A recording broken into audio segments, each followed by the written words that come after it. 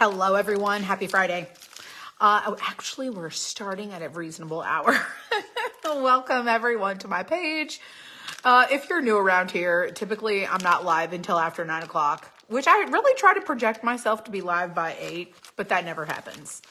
But tonight we're doing the long-awaited craft, which is a super cute kitchen hutch. It's so fun. It's so adorable. Hello, everyone.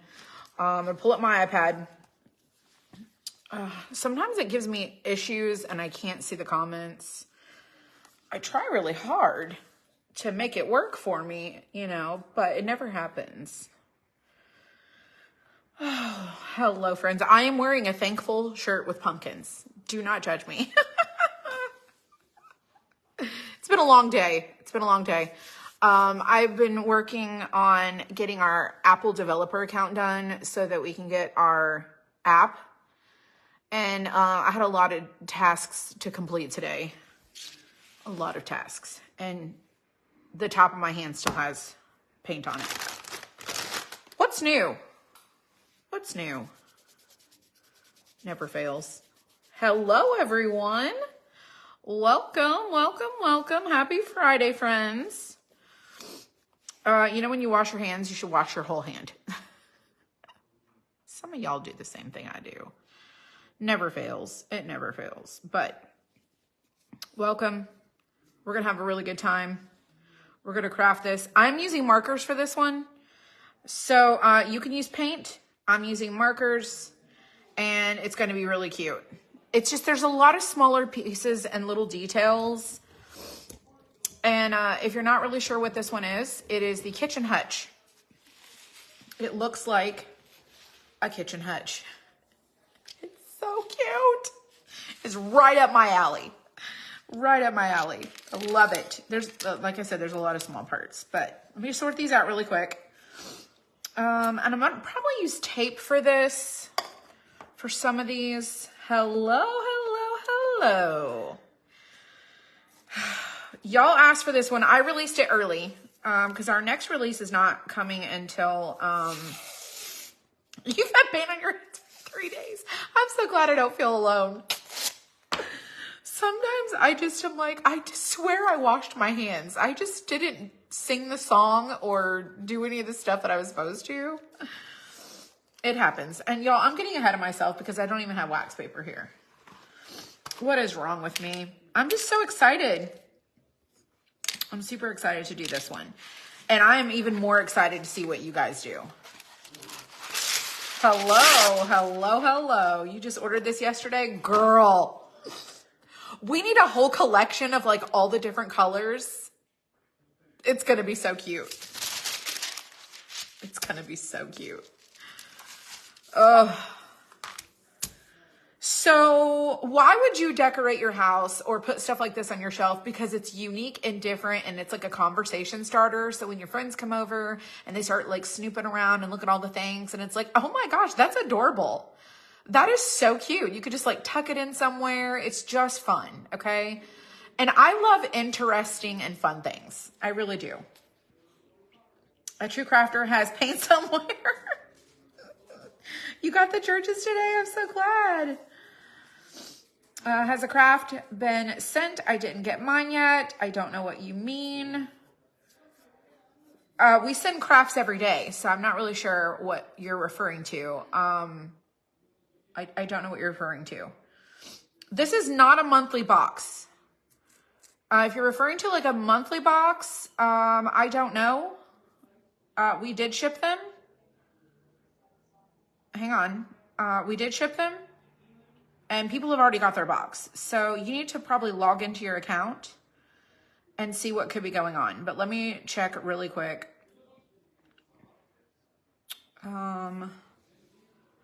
If that's, I don't know what you're referring to. So give me just 1 second. Let's see. Hang on. Wanda. Let me search Wanda.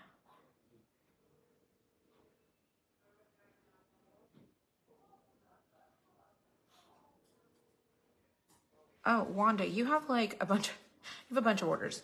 Wanda, you have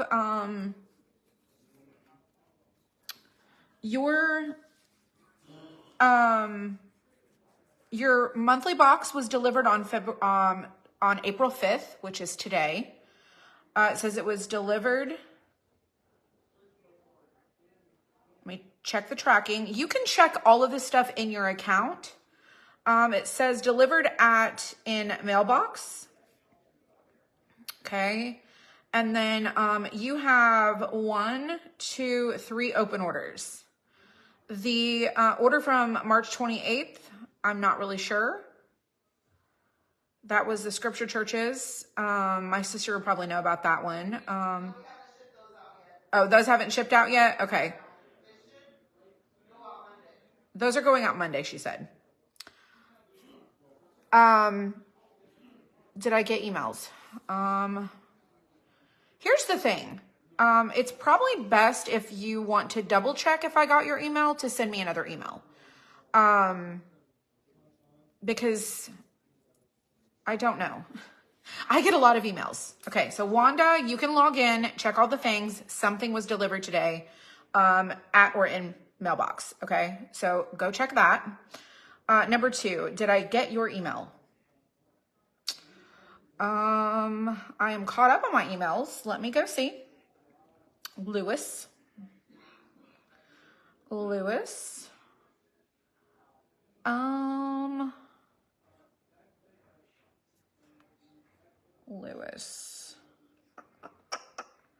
Linda Lewis? Is that who it was?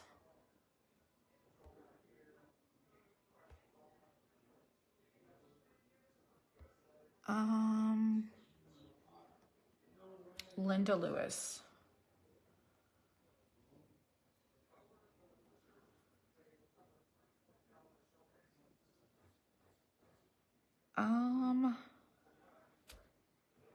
I don't have it. My last email from you, Linda Lewis, was on August 19th of 2023. So I don't know where you may have sent it to, but no, I would venture to say I do not have an email from you. This is not one of my designs. This is actually a design by, let me check and see. I have a license to make blanks for several designers, and I just have to go and double check which one this would be. I did make changes to this because my machine was wanting to catch the entire thing on fire, and I had to make some changes.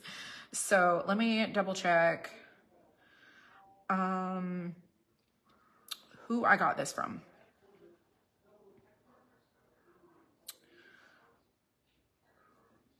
I think it's Tribe of 5, but I could be wrong.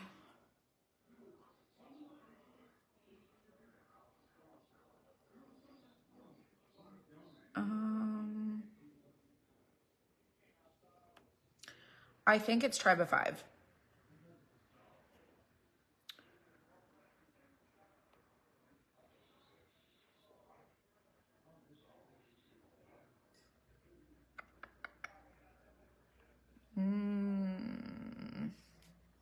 Hang on.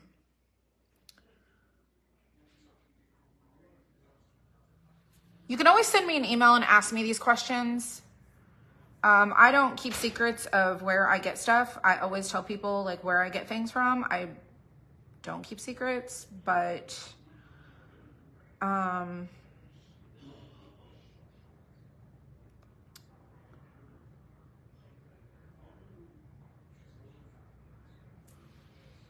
think I might be searching a wrong word.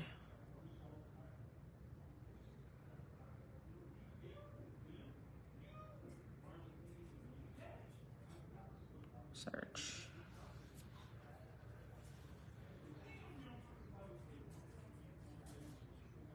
I think it's Tribe of 5.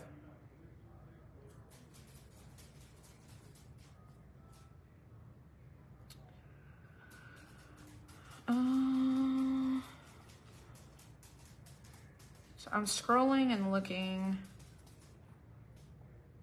I'm not logged in on my iPad to see.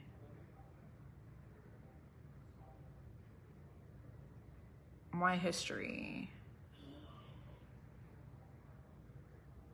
Purchases.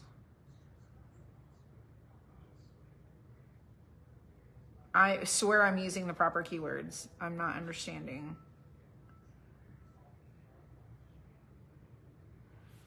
Let me look by shop.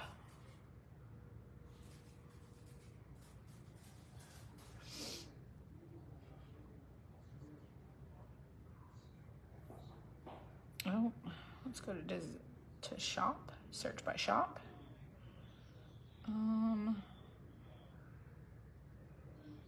Tribe of 5, not 6, 5. Pretty sure. And then search shop for hutch. Nope, cabinet. Might be easily created. I think it's this. No. Who is it? Maybe it's easily created.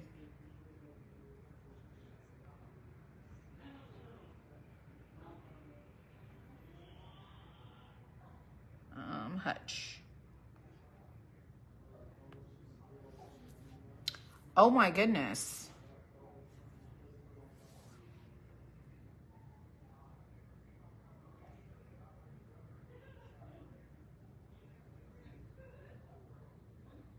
Hang on. Let me just log in. It'd be so much easier. Me, sign in.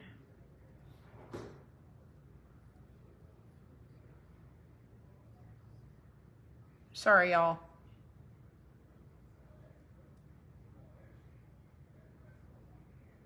Somebody's probably already told you.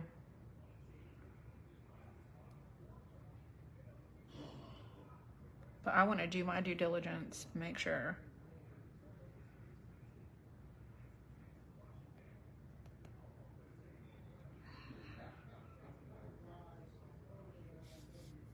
My goodness.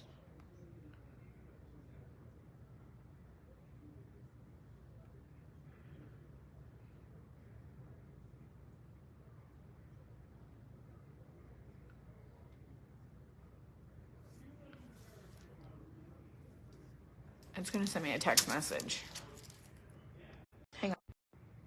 Sorry. Not now. Purchases. I'm probably wrong completely.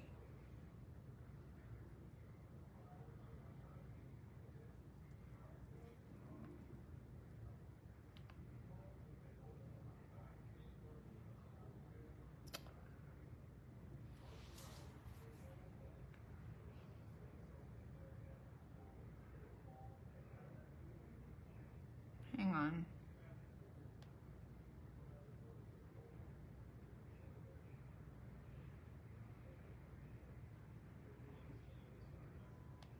It is Tribe of 5. Why was it not coming up in their shop?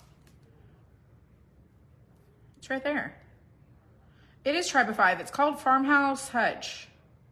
No, it's called Farmhouse Shelf Sitter. It's not even called a hutch. That's why it wasn't coming up. I was searching for the wrong thing. Nevertheless, it came from Tribe of 5. It's not mine, but I'm going to tell you what I did change. Now that we've got that established, and that took 82 years, I added an easel back. So this little easel back, it's like a kickstand. I added that. Where are the comments?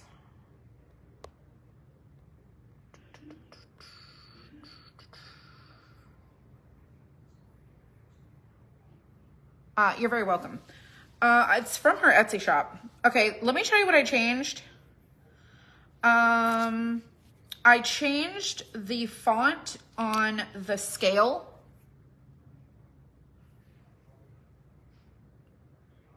It was literally lighting the whole thing on fire, and it was just burning it up. and it was going like all the way through. So I had to change the font to a different font. So the font's going to be different. Let me tell you what else I changed. I also changed the font on the birdhouse. Every bit of the font got changed except for the word sweet. I changed the font on the birdhouse. I also changed the Pyrex bowls. I changed the Pyrex bowls. This one I put 4 flowers on instead of the pattern because, again, it was lighting the whole thing on fire. And then this one, I took out the flowers that were on there and just gave it a stripe. And then this one had a whole bunch of little like dots and flowers and a bunch of other things. And I made changes to this too, because it was not working for my laser machine. And then the Happiness is Homemade, I made a change to the font on this one, so it's gonna look different. And then I also changed the sign that says the blank family, and I just did a gather sign. I wasn't gonna do this a personalized craft because I didn't think I would be able to keep up with that. So she has it where you can personalize the sign. I just made it into a gather sign. And then the Home Sweet Home, I also changed the font on this one, on the home, and I did not change the sweet because I mean, you can see it gets a little burned up, but I think we can make it work. I think we can make it work. I'm just going to be really easy and delicate with this and hope for the best, but there's a lot of small details. And then the other thing, we've got this. The other thing, this is the plant. That's the same. This is the candle. And the plant on the stand. So everything else is the same. And then you have your pieces, like your pieces that go, like that makes the cabinet look like a cabinet. And then I added this. So it doesn't come with a kickstand back, but I added that to the design because I feel like it was just necessary so that you could prop it up like a picture. You could still lean it. You can tuck it in somewhere. It's really fun. It's about the size of the antique stove that we did. So, I mean, it's just really cute, but there's a lot of little bitty pieces to this. So we're going to use markers and we're going to customize it. We're going to have a lot of fun and we're going to make it look really good. We're going to do a really good job. There's so much to learn with your machine. There is.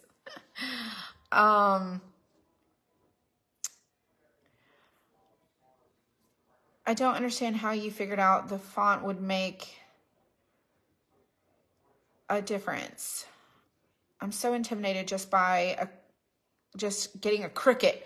So here's the thing. If you've never seen the machines run, they're really interesting, okay?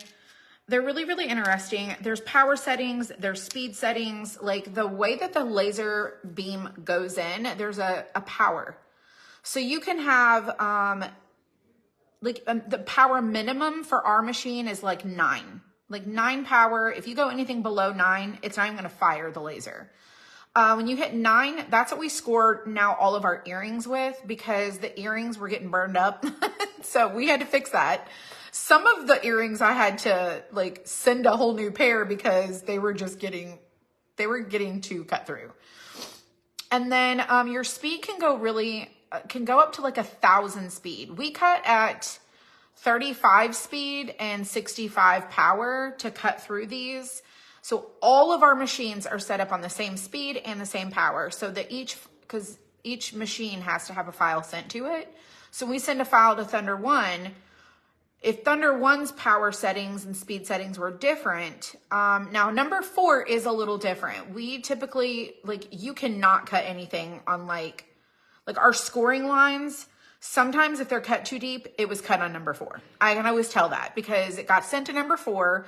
The power setting did not get changed. So we're trying to create a uniform send through. So one of the things I know is that when you get the laser is cutting in the concentrated area for a period of time. And so once it starts passing over like too many times, if it even passes over, these have to be single lines. So some of the files that I get have a double line font, and we can't use a double line font. Not with our machines. They're too powerful. And that's where you're getting a lot of that. This is a double line font for the suite.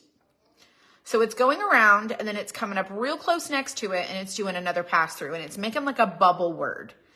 And so when you see that happen, you know that it's the way that the lines are cutting, and you can see it in the machine settings. Okay. So, I've just learned, I'm in laser groups. I've learned how to troubleshoot some things. We've learned how to, we did, last year at Christmas time, we offered our first engraved product. And that was a memorial angel wing ornament that we personalized for people. And so the name is engraved. We had never engraved anything before. So our engraved settings are like 500 speed. And the machine boosts back really fast. It goes like this.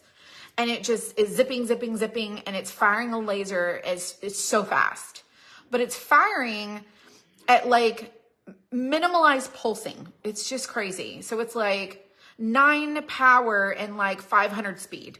So it's engraving. It's just like etching it out. So we've learned a lot in the past 3 years that we've had these machines, and we've tried to like learn how to do better.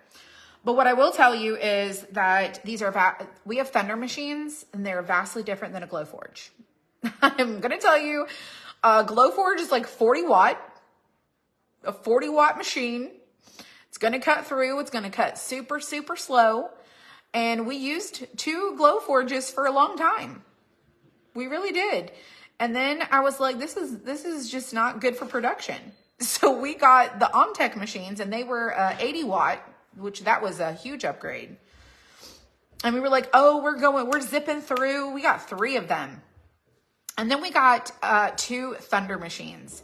Now the Thunders that we got are 51 130s. So they're 130 watt versus the 40 watt, 80 watt, 130 watt. And our bed size is 51 inches. So it's a much larger machine, and they're like the size of a car. They're humongous, like a tiny car.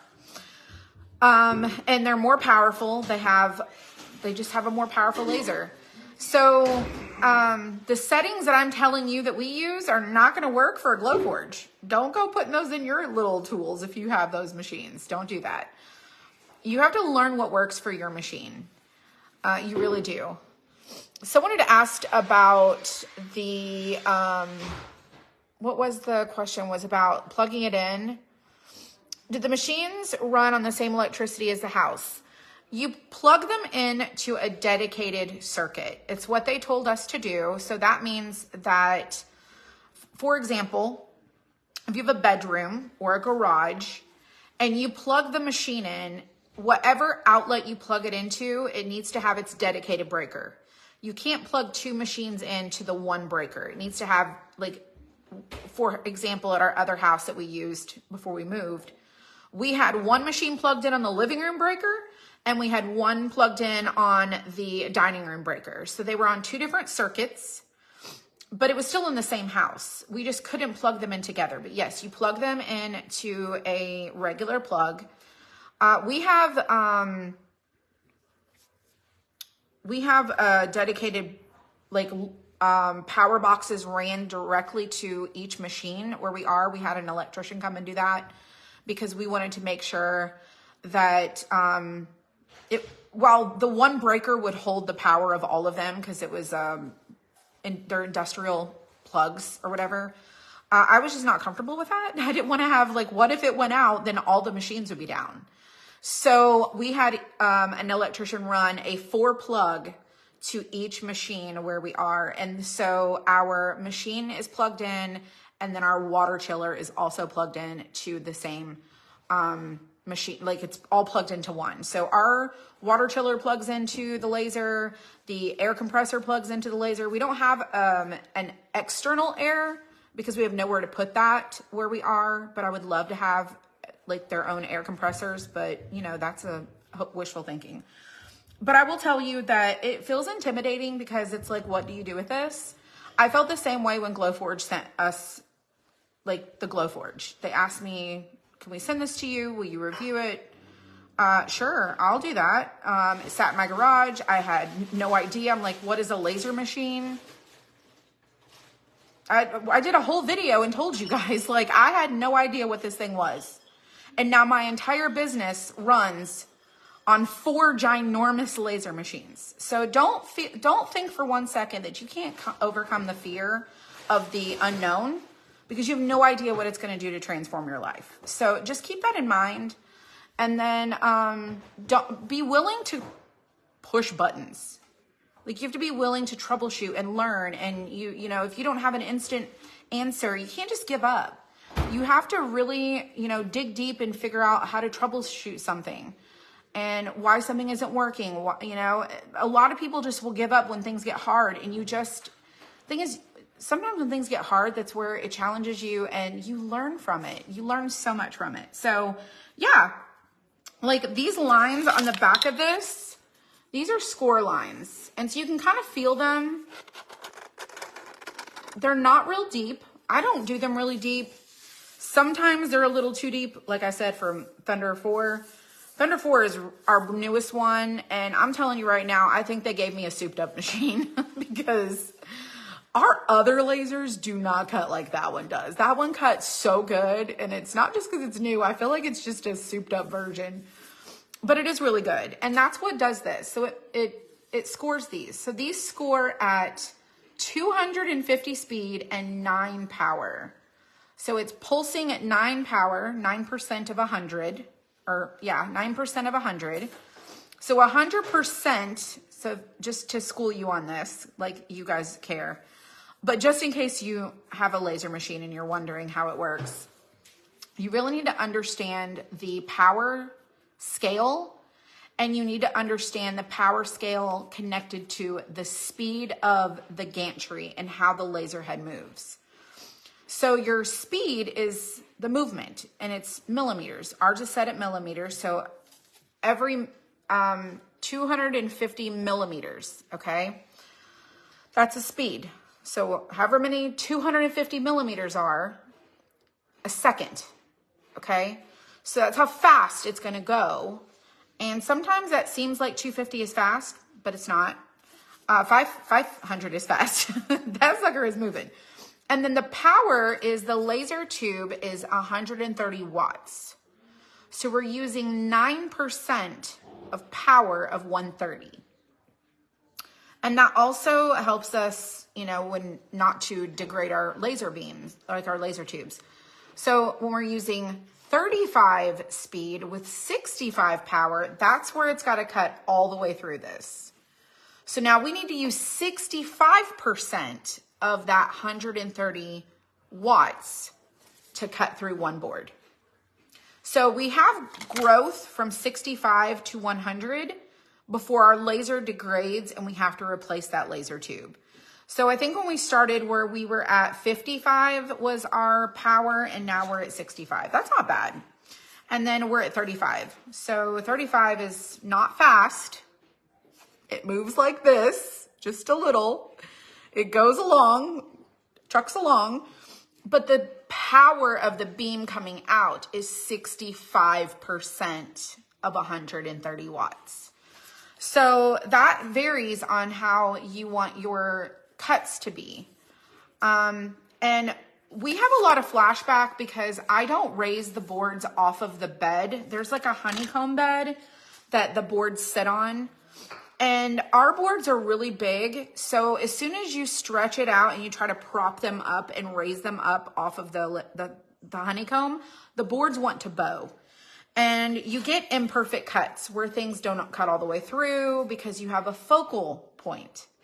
So if your focal point isn't on point, it's not going to cut all the way through. So you would think that the beam is super powerful and it's going to cut all the way through and it's just going to strike through. What you fail to realize is that the beam is passing through a lens, and it comes through the lens and then it points back out. So it's a V point, and then that point where the focal point is, that's the cut point. That's where it is like it's like sharp like a knife. And if your focal depth is off, then you're not going to get clean cuts and your stuff's not going to cut through. So a lot of this stuff it's a learning curve. And once you learn it, it feels really intimidating. But Glowforge is super easy because I have like autofocus, which is the focal depth. And they have like, what are your materials? So it's a lot of plug and play with the Glowforge. These other machines have like, there's a little bit of a learning curve to it. So it can be intimidating, but I love that we get to make these because y'all, this is just my favoriteest thing. If I can't paint furniture, I want to craft and paint stuff, okay? And I love to be the maker of things. So this right here is right up my alley. So I know that was probably not what you guys had asked for as far as like information, but hey, I'd rather like tell you all the things than, and you have like a knowledge. Let's see, like a 220. It's a 110. It's a 110. Be right back. That's okay. Sorry, I'm behind on my comments. Where do I find your videos? A finished painted mushrooms and cactus. Terry. In your order, if you ordered those things, in your order,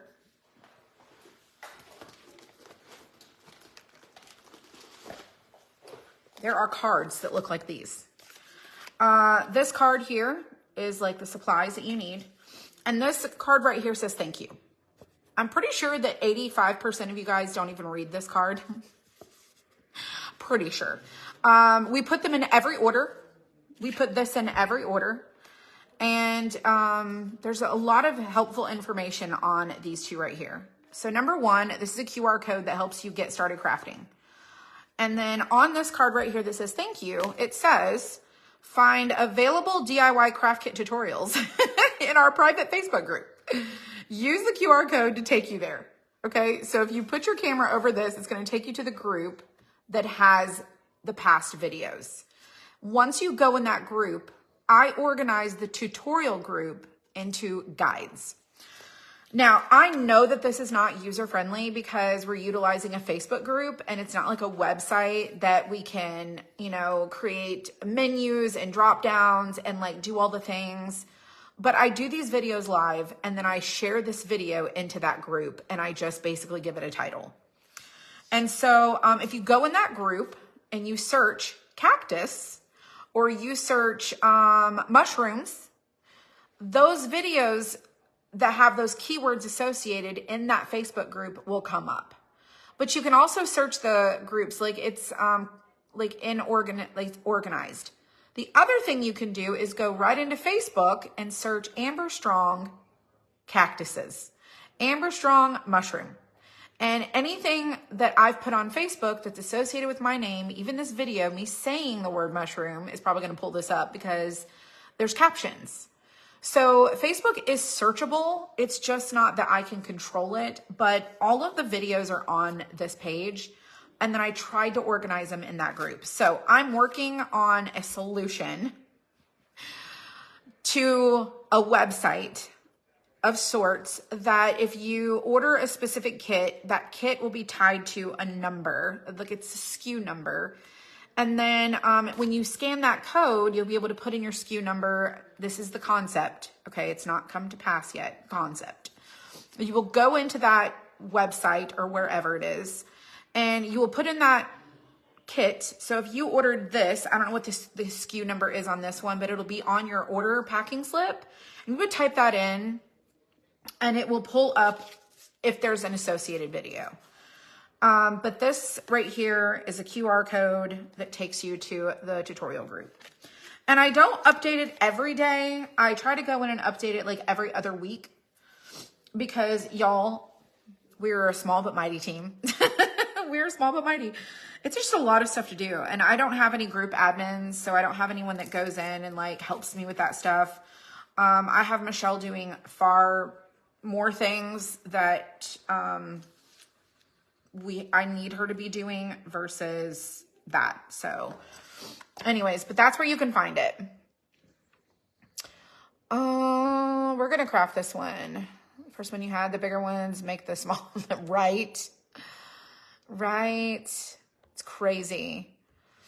I like to get the Glow Spark. It's the newest mini laser with $600 price tag. It's not much bigger than a printer. It would only cut one craft.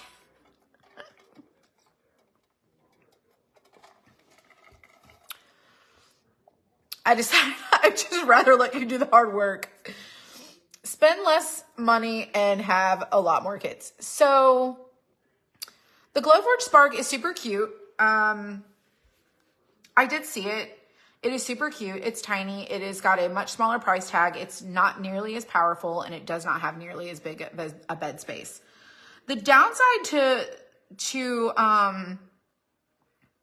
the downside is this. If you're a person who has money to burn and you want to make your own things like this and you want to cut it and you just enjoy that side of it and you have the money to invest in something like that, and then in addition, you're buying the materials, which is like the wood. You have to buy the sheets of wood. And when you buy them at a smaller scale, they're really expensive. That's why I have to order like almost 2,000 boards at a time, because the cost of them can be so expensive. So you've got to get the machine. Then you have to also clean it and maintenance it. You have to store all the things. You have to have all the safety precautions in place. You also need to let your insurance company know that you have bought an item that will literally could catch your house on fire. So you have to also then disclose that. And then this is the things you don't realize and they don't tell you a lot of this stuff. It's not bad for the company, but it's just like the item is a laser beam that it's burning through something, and they have caught fire. They have burned people's houses down. It is caught entire garages, basements. And if you don't disclose that, it's not going to be covered on your homeowner's insurance or your renter's insurance. So just keep those other liabilities in mind when you invest in things like this. So, yes, you could have fun doing all of those things, but everything comes at a risk and it comes with a cost. And some people don't want to pay more homeowners insurance. People don't want to pay more renters insurance. People don't want to pay the higher electric bill because of the wattage that it pulls. Like, there's a lot of downsides, but if you have the money to invest and you want to do all those things, of course you could do that. But the thing is, they're really cool. They're just a really cool tool to have. They really do. You love how this one came out. I know we're fixing to paint it. I've been sitting here chatting. Yes, they work really cool. I have cards all over the house. Oh, I read my thank you card. Well, good. I'm so glad. Oh gosh, you really want a machine one day? Started reading it, lots of information. Yes. Comment about the Glowforge. I don't remember what your comment was. I didn't see that. Let's see. You fall in the 15%. Gonna need to know everything or I'll mess it up. Yes.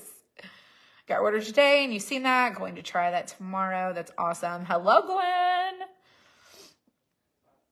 Oh my gosh, you're so welcome. Yes. And then the same information that is on your card is also on the website.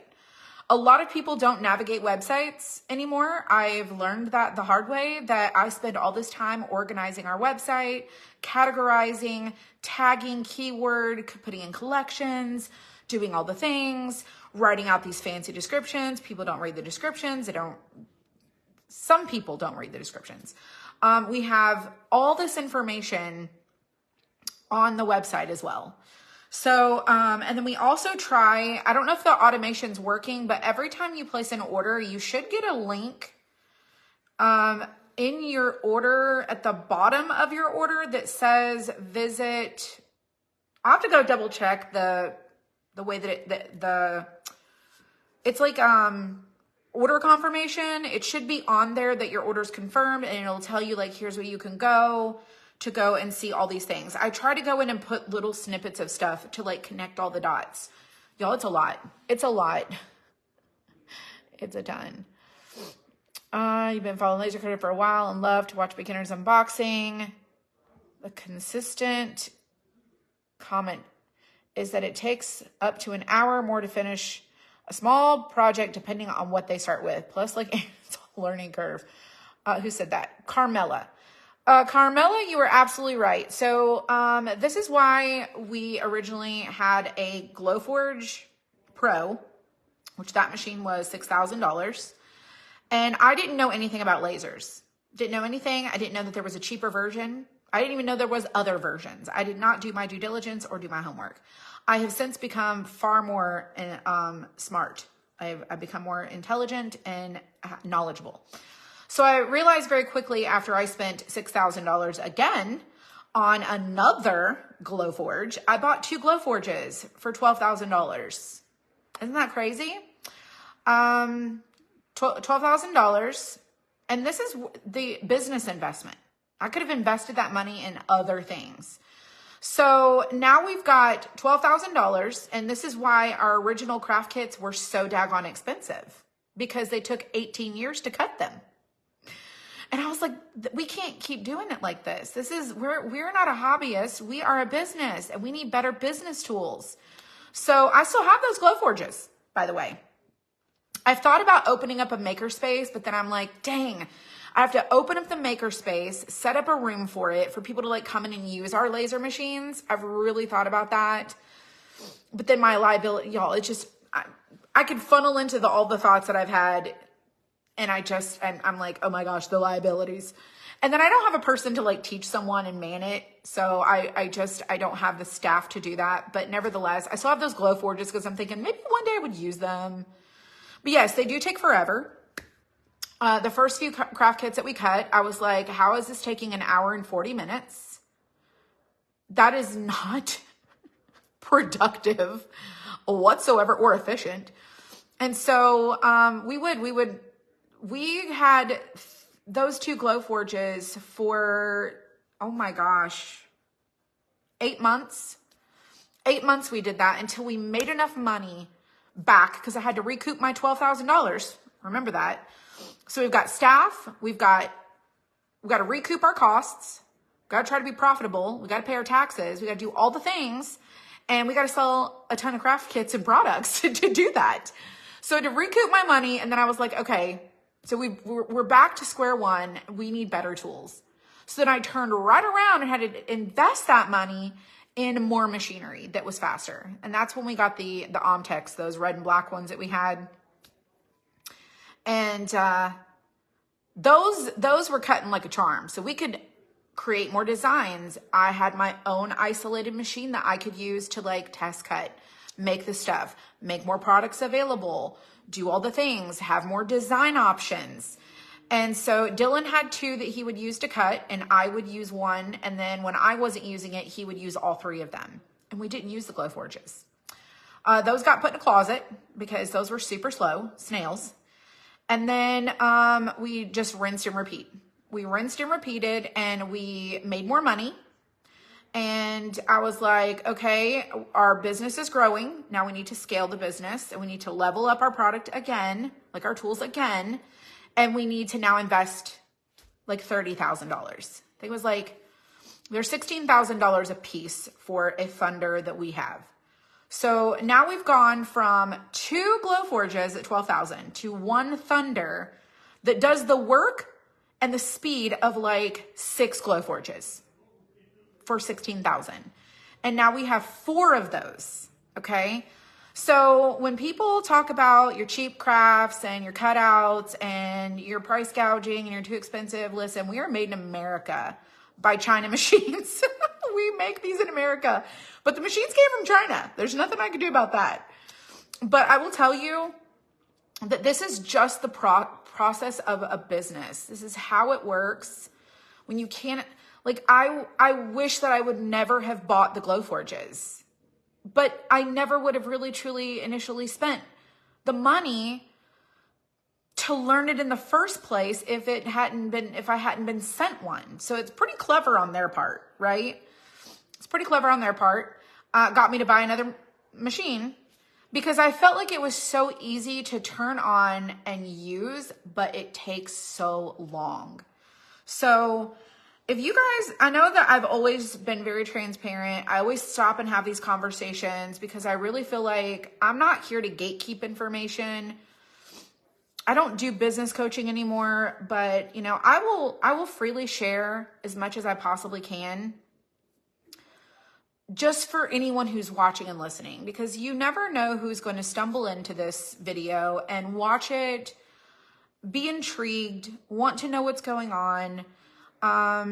They want to start, you know, doing, you know, craft parties in their town, or they want to do a door hanger business, or they want to do keychains or earrings or personalized stuff. I don't know what they may want to do, but I don't want anyone to not have a realistic understanding. Like, we make it look easy because we've been doing this for a while now. We've learned a lot. We've failed at a lot of things. Okay. I just told you that we were lighting our materials on fire. That was a lot of waste. Okay. So we had to make some changes, and then we had to try to make it better. We've made improvements. Some of you guys have got our original stuff. Some of you guys have seen, like, we've had our prices drop. We've had to increase our prices in a couple of things because I'm like, oh gosh, this is taking far longer than we thought it was because it wasn't cutting right. So we've had to like increase some places, and we've dropped prices drastically in some places. We've really tried to I visit the business often and evaluate, like, what does it actually cost to acquire this product? What is the cost acquisition? And so, like, we can make make a lot of things really affordably, but it's not comparable to the Dollar Tree buyers. So if we're not $1, then we're just so expensive. We are sometimes a custom-made product. Like, I make my own designs that no one has. So those alone have value to me. And so they're not even comparable. So I quit explaining myself to the people with that mindset. And like, listen, this isn't for you. It's just not for you. But, you know, just be encouraged, be inspired, and, you know, realize that it doesn't matter. You're not going to know it. You're not going to know what you're doing. And if you decide that something like this is for you, maybe see if you have a maker space in your town or in proximity that you can go to. And maker spaces have things like laser machines, 3D printers. They have computers with printers. They have sublimation machines. It's a maker space. They have Cricuts, Silhouettes. It's a place where you get to go and use their machinery to make something, but you don't own it. You're basically paying a use fee. And they're opening up their machinery to the public to use. They're called maker spaces. You can look it up. It's really fun. Anyways, I'm going to craft this now that I've told you all of the things. Now that I've told you all the stuff. I'm going to do this one green. I know I'm on a green fix. I'm on a green fix. You can do whatever you want to do with yours, but I'm going to do green. I'm going to do it. And I think it's going to be so fantastic. All right. I will have to put in the caption, skip to 49 minutes because I talked entirely too much.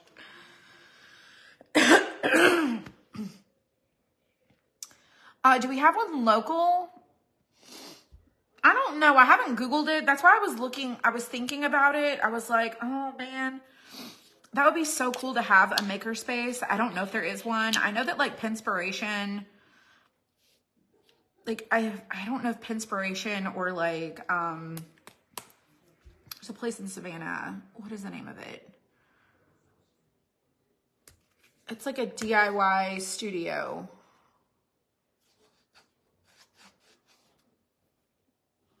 brush and something, brush and board and brush. Somewhere in that combination of brush and board and brush, something studio, I think.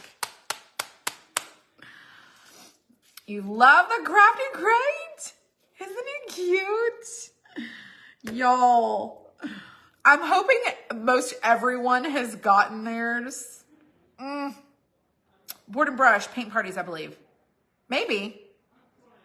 They have a studio that you can go in and like do stuff that's kind of like Pinspiration, but yes, it's something similar. I don't even know if they're still there in Savannah, but they were off of, I think,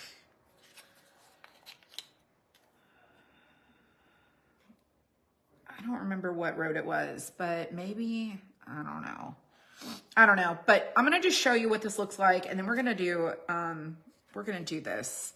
So when you put it all together, it's going to look like a kitchen hutch. It's so cute. We sold a ton of these at my store whenever we painted furniture. These were super popular. I did one and I put a chalkboard in one of the areas. It was so beautiful.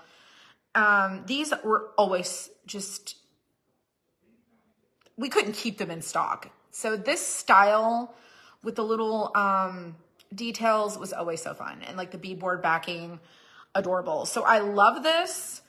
And I feel like what this is like it's a miniature for like doll houses, and it's like scaled larger to be this size. And so you have to know that this sent me on a rabbit trail, right? So I have already been looking up miniature dollhouse stuff, and I think that with the granddaughters, that would be so much fun to be able to like make a dollhouse for them and like make the little parts that go inside. That would be like so much fun. It would totally be a hobby, I think, but it would be so much fun. All right, so I'm doing green and I'm gonna do white background. Like the beadboard's gonna be white. We're gonna do white knobs. We're gonna make it super cute. And we're going to paint this just like it's a piece of furniture. We're going to make it really adorable. So, and then we're going to use markers on our little like bits and pieces that we're going to paint to go in there to decorate our cabinet. It's going to be fun. And then we'll add this at the end. You don't really have to do anything with this. And you don't even have to use this if you don't want to. You need to use it on something else. But I am going to put it on mine because I want to prop mine up. I needed to get my plate over here. My husband's not been feeling good. He did not get out of bed until 11 o'clock today. He's not feeling good. And so he just got chicken noodle soup and went to bed. So I feel like he could be having, I don't know, cold symptoms. I don't really know what's going around. You love dollhouse miniatures? You have 3 houses that you've built? Seriously? I was going to do like a poll. I was going to be like, who wants to make doll houses? We'll cut them and you can build them.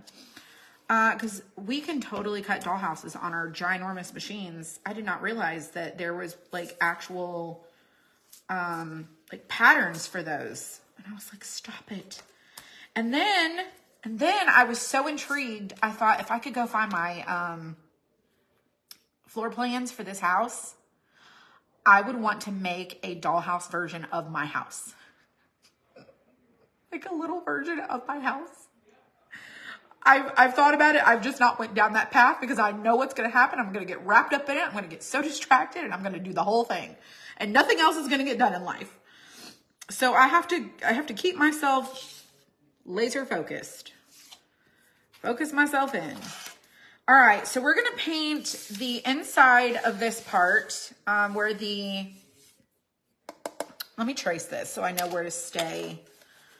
Because the outside has a little bit of a trim that's going to be green. So see how it's got that little lip on the edge of it?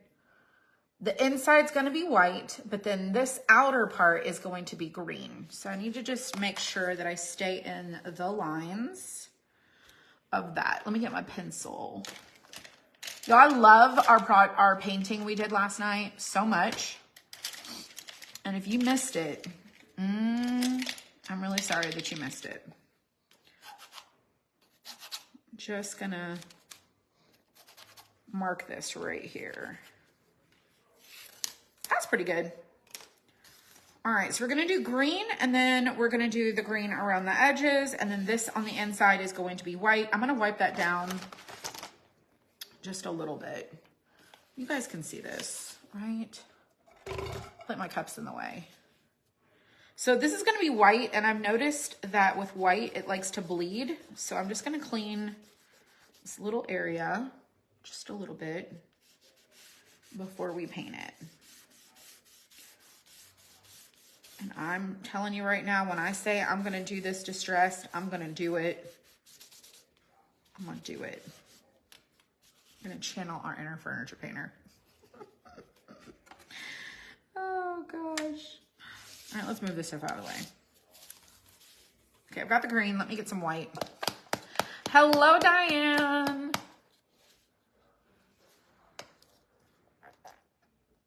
How is your Friday going? I did not go into work today because I had stuff to do with Apple. And so I didn't go in. But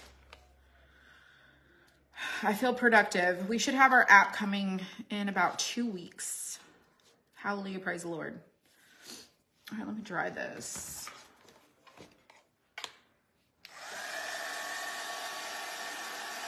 Oh, I have an ad. Custom wedding stickers. Hello, hello, hello.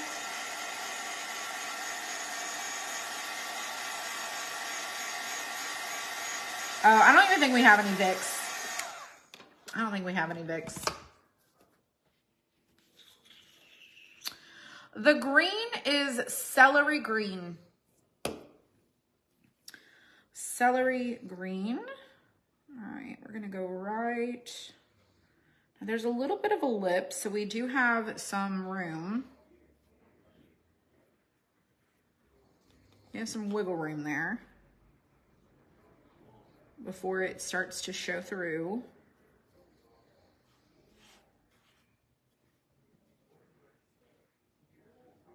And I'm doing it a little bit heavier.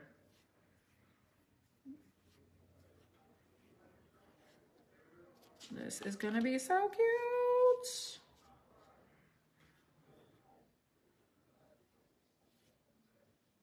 Go right down that side there.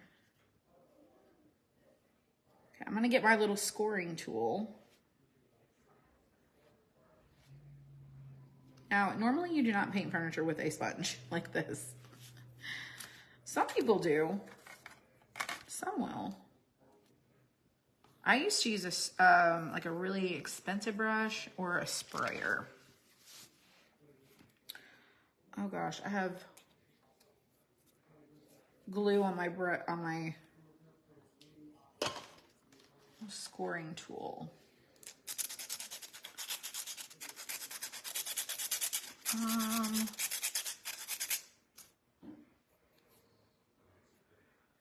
Could you make this as a Hoosier cabinet? Well, I'm sure you could.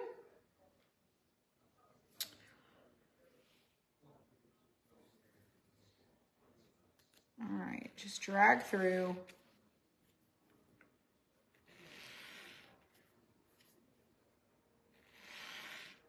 This is gonna be magical.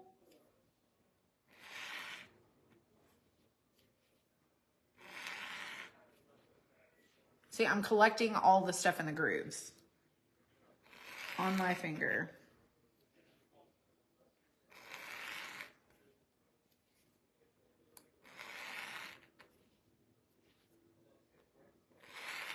Now with beadboard, I would usually take a screwdriver. I know that sounds kind of abrasive, but I would take a screwdriver and I would drag it through, kind of get the paint out of the grooves.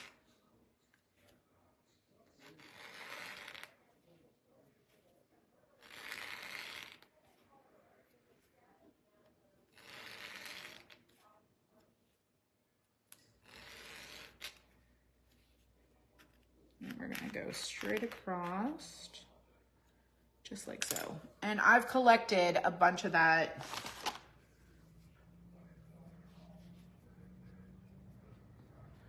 I did get a new tool. Isn't that Avery's job? It kind of is.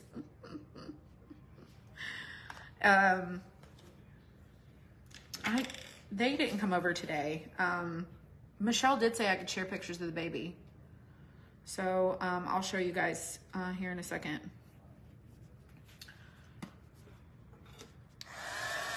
She sent me the cutest picture of him.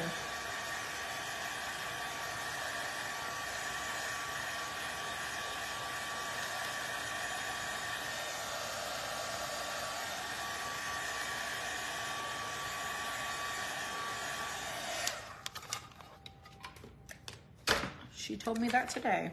I was like, don't you want to make them wait? I literally texted her. I was like, don't you want to make them wait? All right, see, it looks like beadboard now. It's so cute. It looks really good. It looks really good. All right, I'm gonna sand this edge because I don't know if that's gonna show. And then we're gonna paint the edge green. And I'm gonna do the edge with the sponge. And I'm just gonna go through the sponge like this. And I'm just gonna stamp along the edge. Y'all, this is going to be the absolute cutest cabinet. Too bad it's not real. When did she have the baby? She had the baby last Friday. He's a cutie. Yeah, she had the baby on Friday, and by 3 o'clock the next day, she was already on her way home.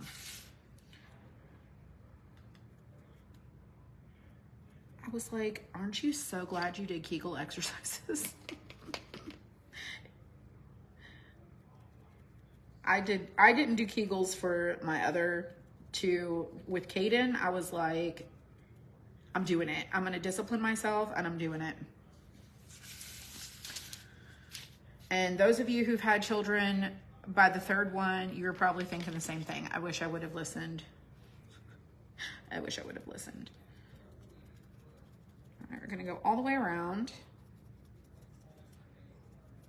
Kegels really help so that you don't have to be cut. And you don't tear. Probably TMI. But there's mostly ladies here. In and out like a drive-through. Well, the thing is, if she had been cut, they would have made her stay longer. That's what I was told. Super cute. Look at this. Look at that. All right, let's paint this one. Okay, that can dry. My paint over here. You can't wait to see him. I'll show you in just a second. Let's let the anticipation build.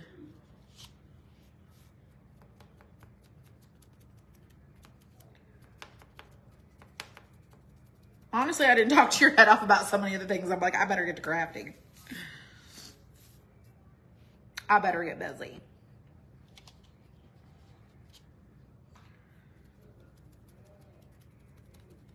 I think I had the most requests of, can you please just put this in the shop? I want to buy it. I want to buy it. I want to buy it. And then I had the most requests for, will you paint it? Will you paint it? Will you paint it? Will you paint it? Yes, yes, yes. I am here to do all the things. I'm going to paint the inside of our parts here. I'm just dabbing them. Not perfect because we want it to be I want it to be distressed. That's a for sure thing.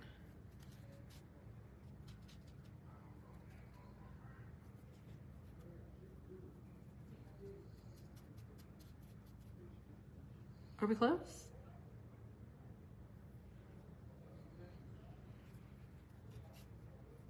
I feel like I'm missing something.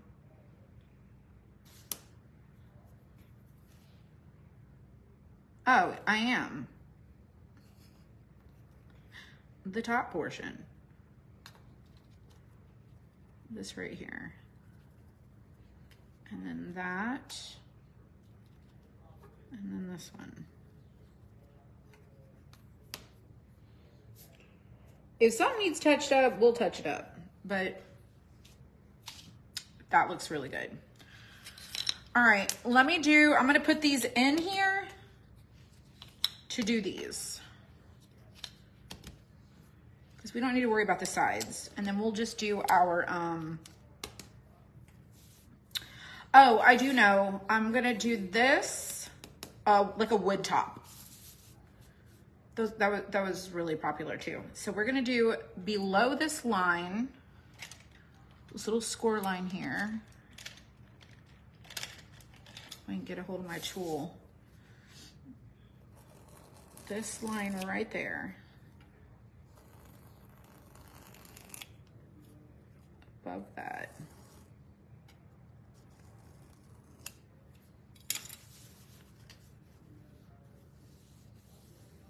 There we go. All of this is going to be green with white knobs. Oh, shoot. I think I did tab this file. So if yours is tabbed, just if you want to paint it all the same color, you can. Just leave them in like this.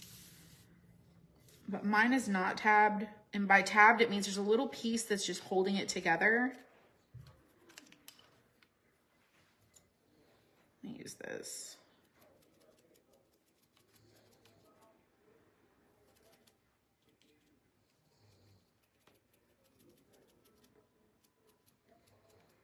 It's gonna be cute.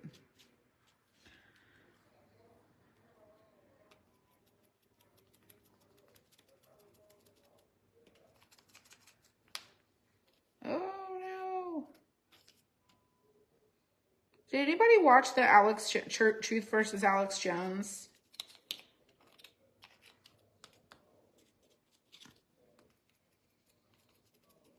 I know I talked about that the other night. Some of y'all said you were going to watch it. I was just curious what you thought about it. And his crazy antics. All right, let's go up to our line. I'm just going to wiggle through. That will never happen again. That is the cleanest line I've ever done.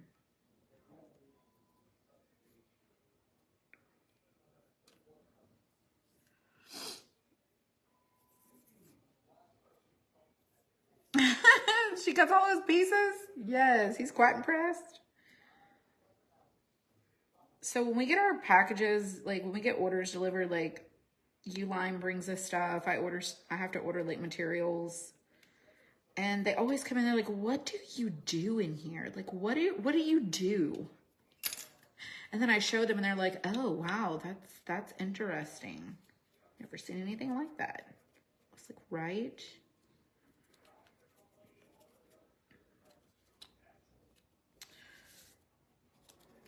Okay. Let's dry this. Let's dry it.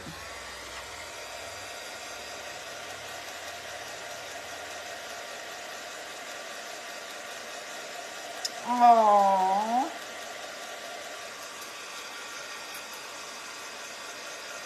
Wi-Fi issues. We're painting the cute mini kitchen hutch. What do I think happened? I have not looked too much into that, Beth. But I was watching some videos. Personally, I want to do a deep dive into knowing all the things. Because I feel like I want to know all the things. I have my thoughts, and I'm just not really sure. I'm not really sure. I feel like something is definitely off. Something's definitely off.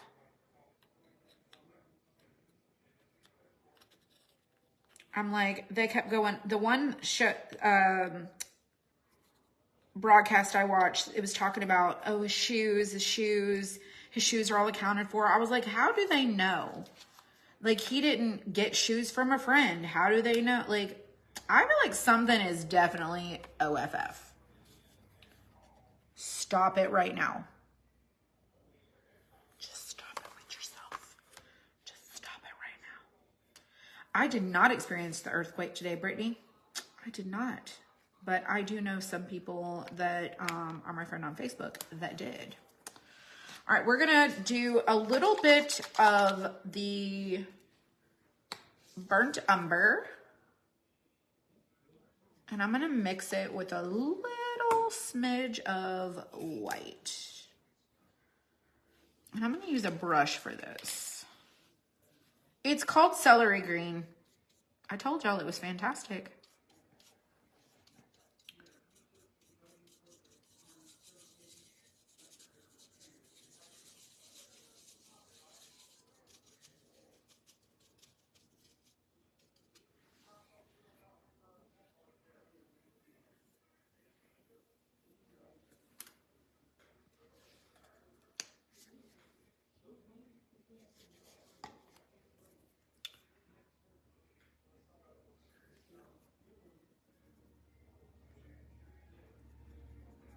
I want to get a little darker in some of these areas. I want it like a multi-tone.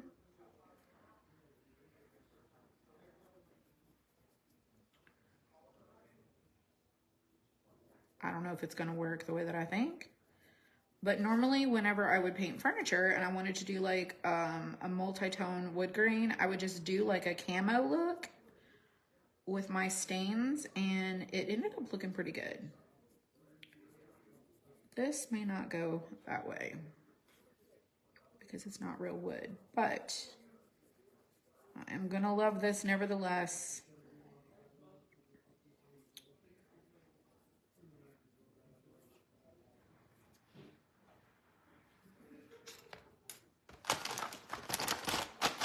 Let's see what happens.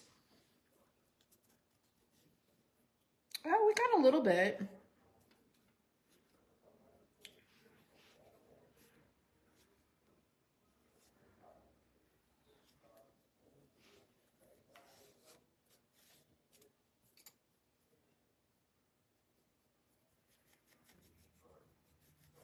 I need a little more at the top.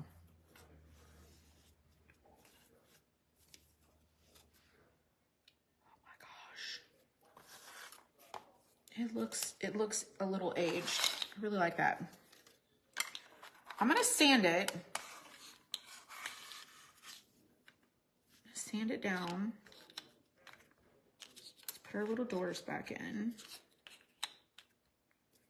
And our drawers. That is just too stinking cute. We'll do white knobs. All right, let's sand down our top. Like this piece here.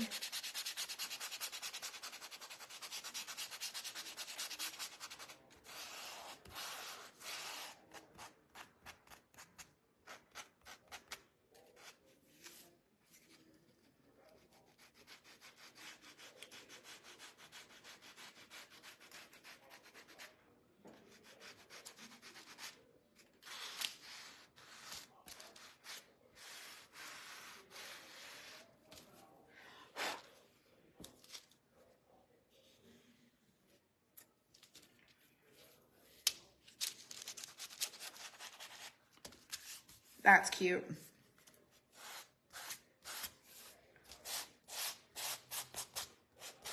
I'm gonna sand it.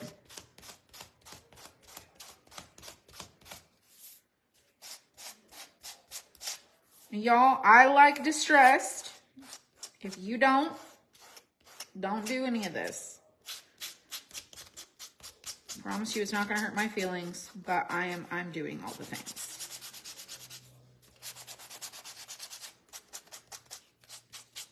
I can't tell you how much furniture I've sanded. It's why my shoulder got messed up.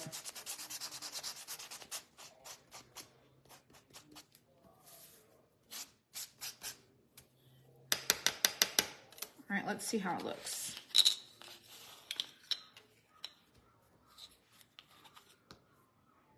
That looks pretty good. All right. Let's sand our doors. So I want to go the same direction, but I'm probably going to go multiple directions.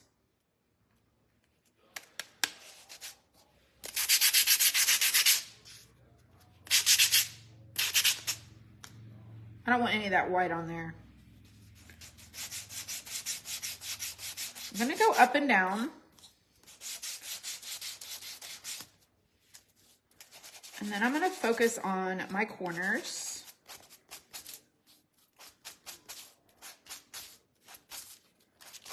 And then I'm going to focus like where it opens.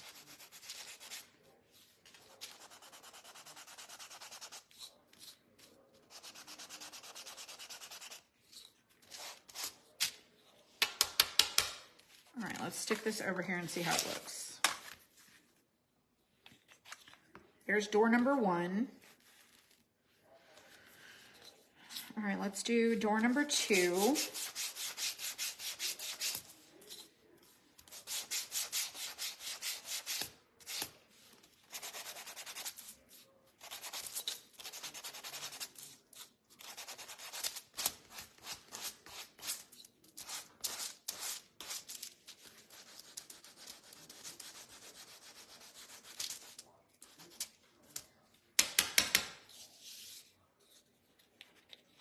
Number 2. You guys, it's so cute. So you see the difference? Like when you sand it down, it does change the color a little bit. I like the softer green. I'm on a green fix right now. I'm just a little obsessed with the green. I like this green just as much as I love the navy, which I almost did this navy and I was like, they were probably gonna think, does she have anything other than navy? I mean, yeah, could make it all work.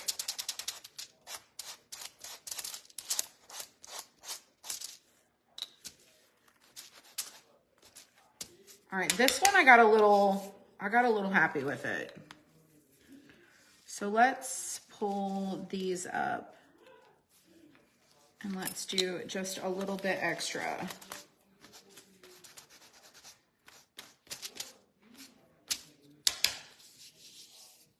It's just kind of wearing it down just a little bit.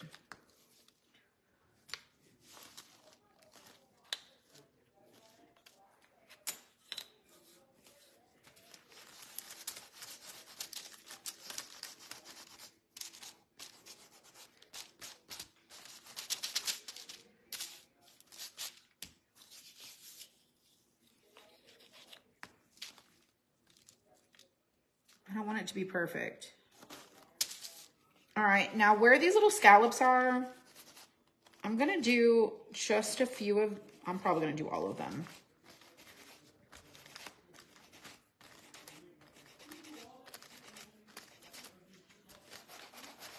And then I'm gonna focus a little on the feet for sure. And then right along the middle of the top. Just gonna sand that down.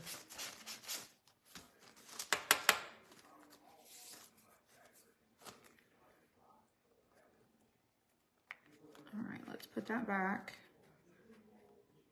on there. Love the color. Same. Me too.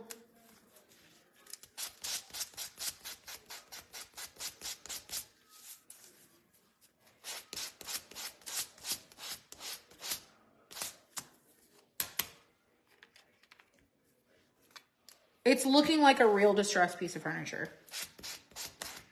Although it's coming along much faster. Normally it doesn't go this quick. I will tell you this, my husband is a power distressed. He was a great distresser.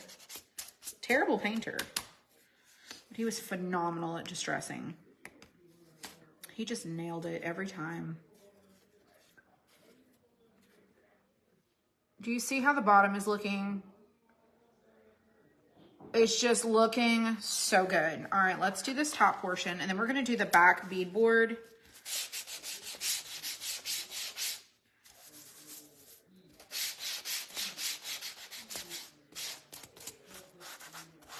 The sage green is really great. This is a celery color, is what it's called. Celery green, but it's really pretty.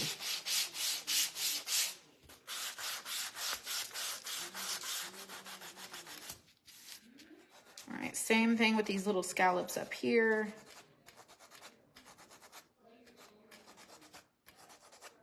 Like I said, we could not keep this kind of furniture in our store, and it honestly did not matter what color you painted it. People love the black ones, the white ones, gray, red. We had a lot of people do yellow, like a baby blue, navy, green.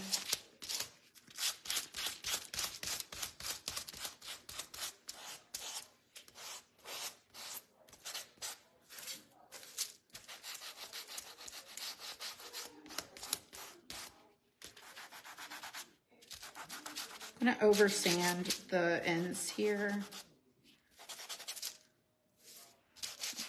And then the corners.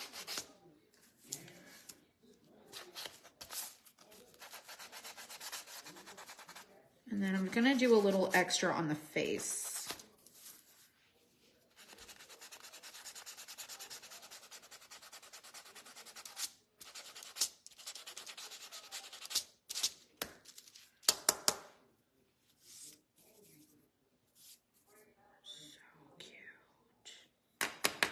This is why it doesn't really matter about the inside pieces, because they're gonna get distressed anyways. Do you want to do the sides and the top and this side? I did miss that part. Did you see what just happened? Don't do that.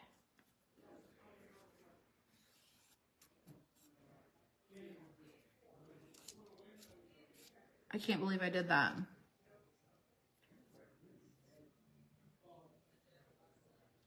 I dropped it right in the brown.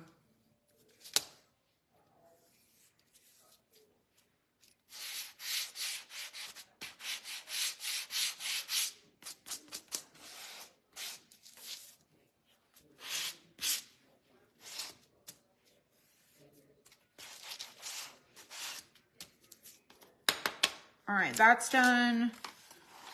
That's done. Let's do the background. I like to clean any pigment off from what I've been sanding. What would happen if you wiped it off?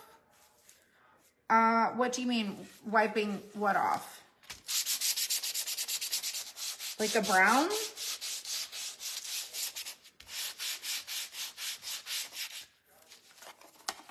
Sometimes the comments are delayed. I'm not really sure what you mean.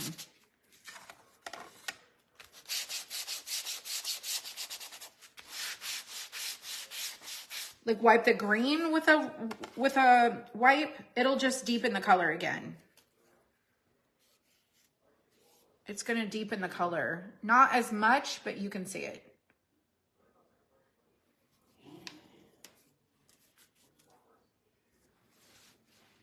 I'll sand that back so it matches. I want a weathered look. I want it to be kind of like, I don't want to say powdery looking, but I want it to look aged. Okay.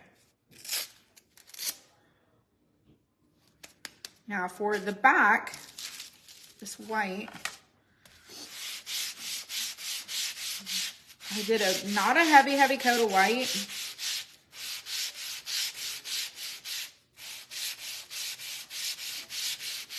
And I'm just going to keep going back and forth until I get an aged white look that I like.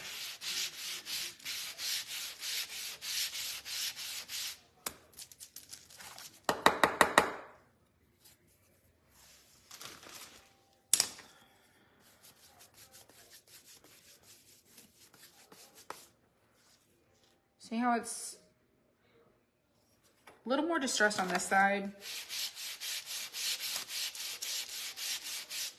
Match it up.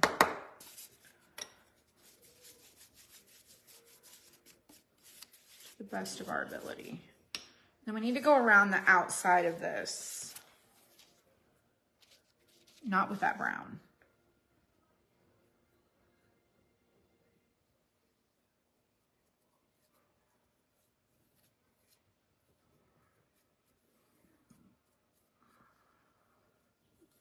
Top.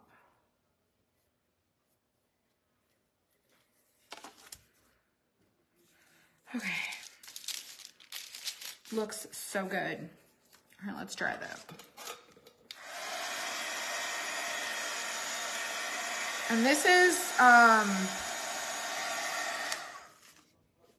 not that one. It's this one. Pretty sure this is 120.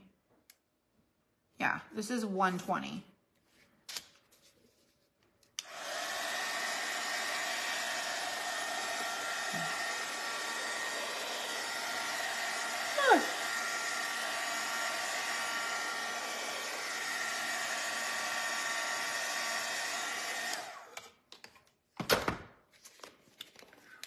All right, let's glue this together.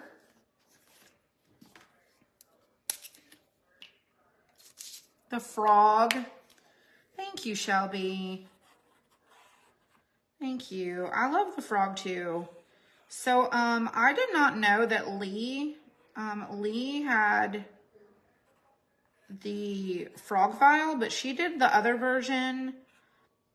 I had a customer ask for the version I cut. They didn't ask for the other ones. I didn't cut both designs. And so I like that her and I both have something similar, but it's different. But yeah, that file was requested. I wasn't gonna get it.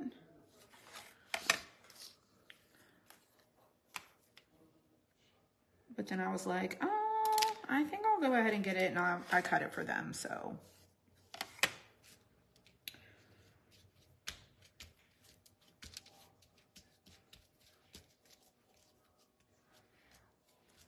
Did you seal this matte sealer? No, I don't seal my stuff with anything.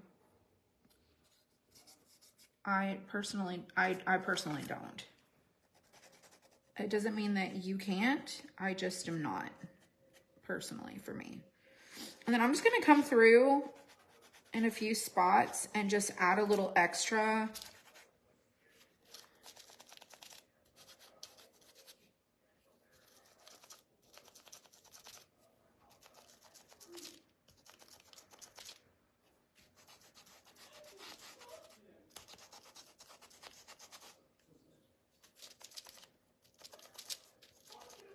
And you can go through here, and if you wanted to like dark wax this, you can dark wax it.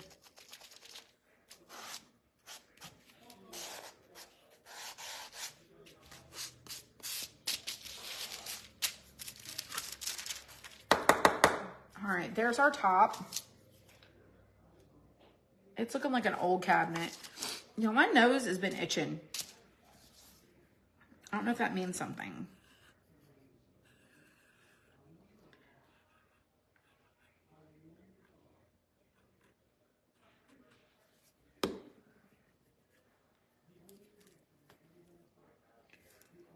I was sneezing quite a bit this morning. I was very sad.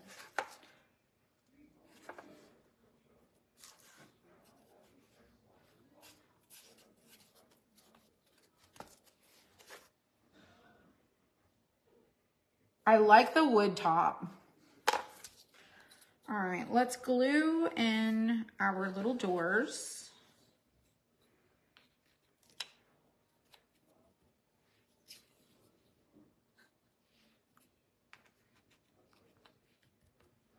I'm making all my knobs go the same direction.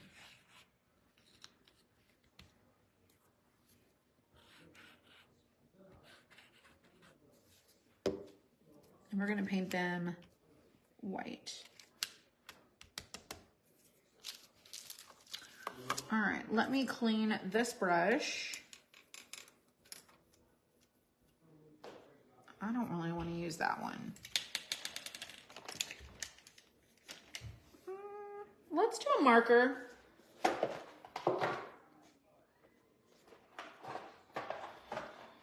Let's do a marker.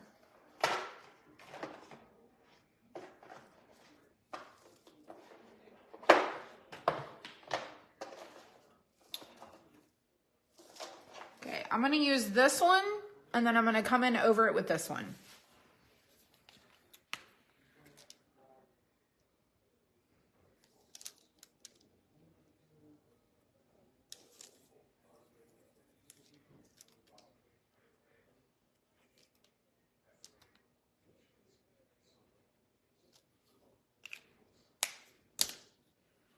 Let's try that.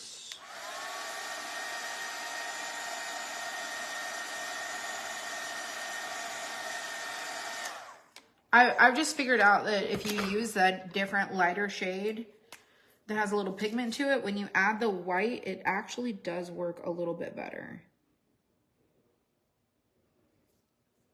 I'm gonna sand these.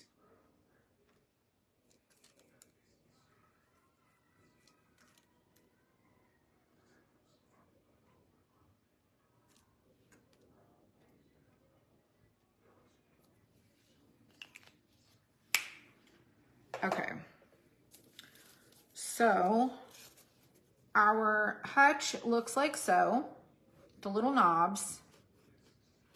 And I'm gonna let that dry. I'm gonna sand those down just a little bit, but we're gonna work on all the little bits and pieces. So I want my greenery. Now I did not paint my background because this is green. I did a white because there's a plant. There's two plants and I didn't want the green plants on the green, like on a green background. So I'm gonna do these, the same green.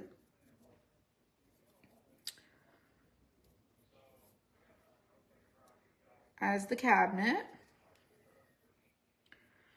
And I'm gonna try to do this in a complimentary way that just makes this really cute. And I'm gonna use markers for this. You don't have to use markers, you can use paint. I just don't have a super steady hand with a super fine liner. So I'm gonna use some markers. All righty, let's clean our little area up. And let's get these here markers. I have them sitting in a chair next to me, and they are these arrtx markers.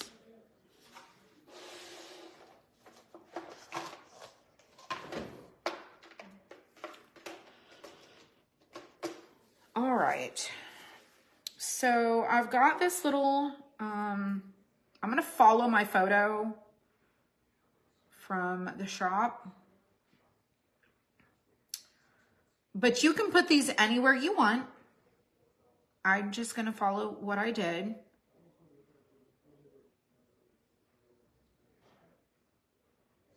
And placing them. So this one sits on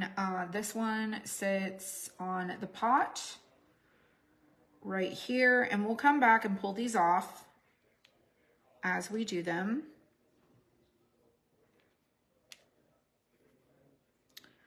The plate goes here. The birdhouse is here. The Home Sweet Home goes right there. And you could make it look like it's hanging, or you can prop it up. You know, you could hang it like on the backboard. The scale is next to that. The bowls are stacked. So big bowl, striped bowl, and flower bowl. The Happiness Homemade cutting board is kind of lean to the side. This stand is for our plant, which is what we just painted. There's a candle on a base. And then the gather sign. And I need to scoot this stuff over because it's too far. Put the gather in there first. And you can do the same thing with the gather sign. You can make it look like it's hanging on the backboard, or you can just prop it up. I'm gonna make mine probably look like it's propped. And let's do this. The little candle. Now this is where you can move things. You can move things around. If you want this to look like the cutting board is hanging, you can make it hang. You can make it look like it's leaning. And this is what we have for all the little pieces that go inside this, okay? Hello, everyone. All right, so I'm just gonna put things back in so I know where it goes. I feel like I want to do,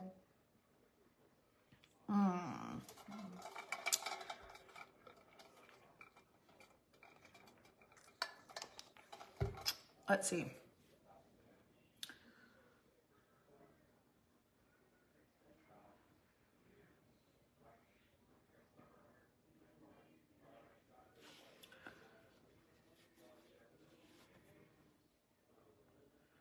I feel like Pyrex, not that these are Pyrex bowls, but it's similar. I just want to look up Pyrex colors.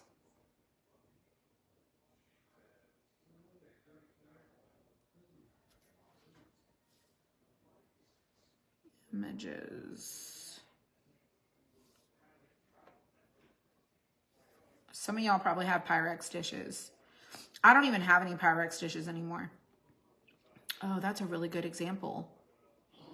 Let me show you guys this. This is a really good example. Oh, shoot. Let me unplug it.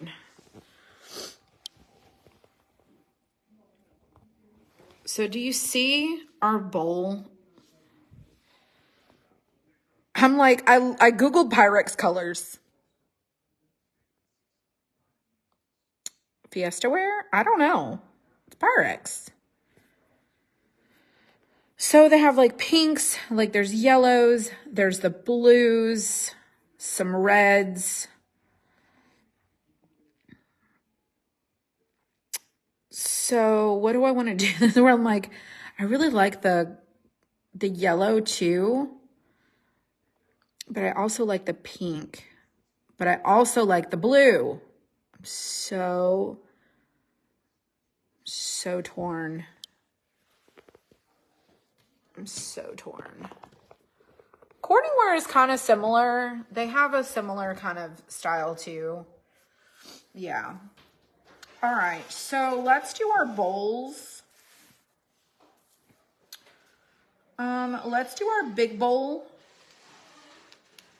Let's do a multicolor. How about we do that? Let's do pink bowl or blue bowl.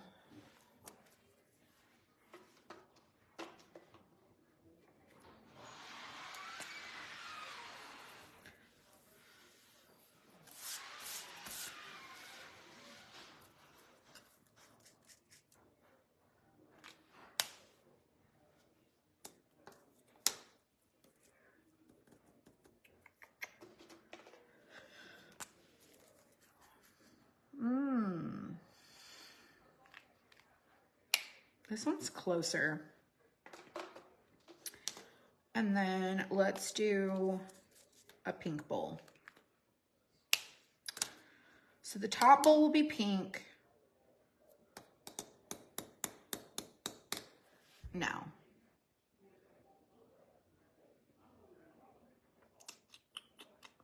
I feel like we should do pink and white.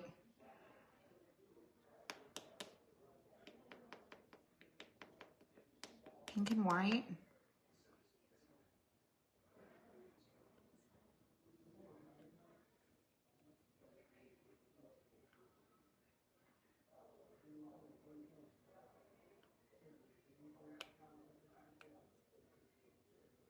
Let me wipe this. This is where you get to be creative. Just have fun.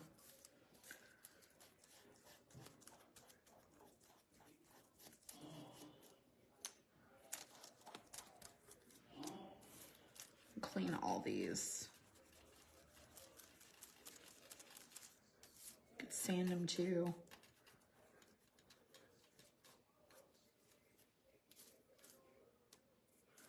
What do you guys think? Oh, mustard yellow. I do like that color, but I like the pink ones and the blue ones over there. But the yellow is cute too. Just because it's my house and I like the pink, I'm gonna go with the pink and white. I'm gonna do pink and white. All right, so let's do pink. And I'm just gonna go all the way around. And then we're gonna fill in with the white. Use a little patience.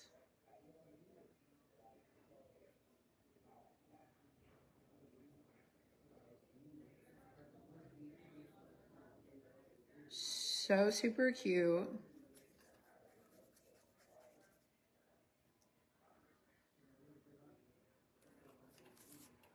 I'm going for it. This is why I said, when y'all get yours, I want to see what you did. Because I wholeheartedly believe that this is just going to be the absolute cutest.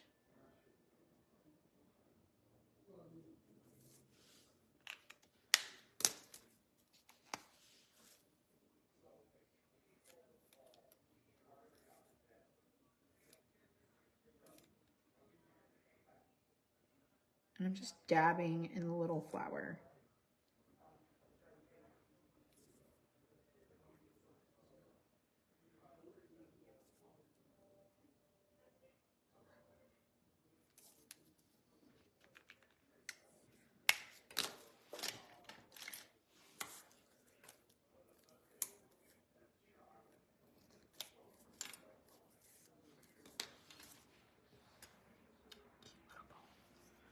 Let's stick it on here and see how it looks. I'm gonna have to come back with the white, but we're gonna let that dry. All right, let's do a let's do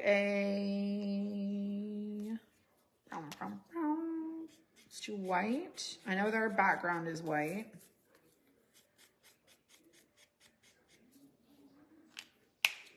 Let's try it.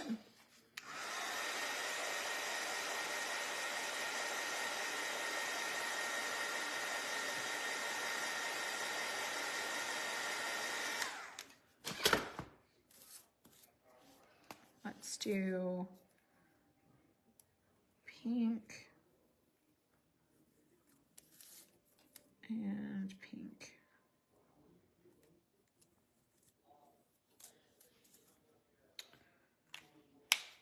Stack that. So it looks more like a cream color instead of a white. I think I might just keep it that way. And then this one we're gonna do, let's do the trim pink. And then let's do our bowl white and our flowers pink. more, like I said, it's a creamy color.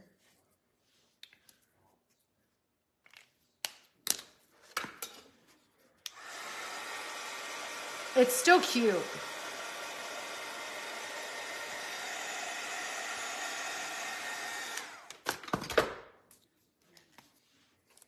And I'm just gonna bounce.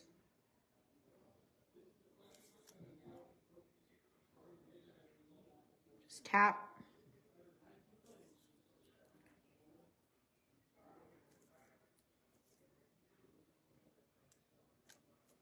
I don't have, like I said, I don't really have a steady hand.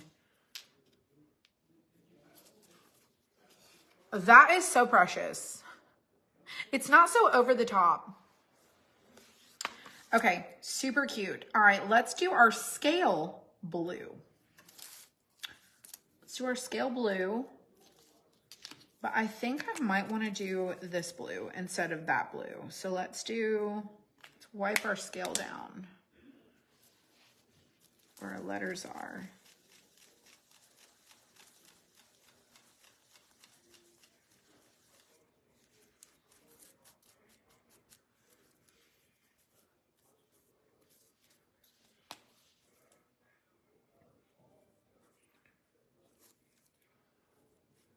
You kind of almost have to use markers or something like small, unless you have like the little magnifiers and you can like use like a really fine brush. I struggle.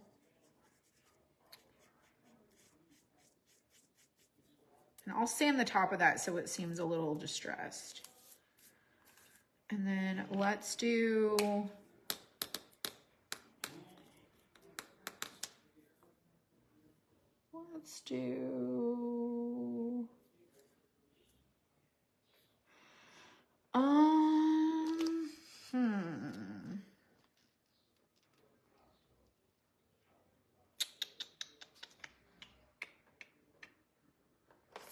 I'm gonna use these markers too.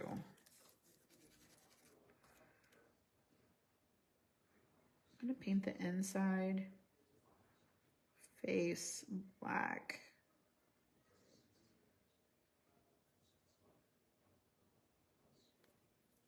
And then we'll come in with that marker. That's that cream color. So it pops. Do you have all the colors of the markers? I do. I have another set of the arrtx. I just haven't used them. I think they're upstairs. I gave them to Caden to use.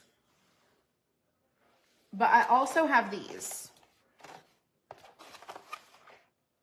These are not like, these are more like a watercolor. They're more translucent than opaque. So, but the darker colors will cover really good. All right, now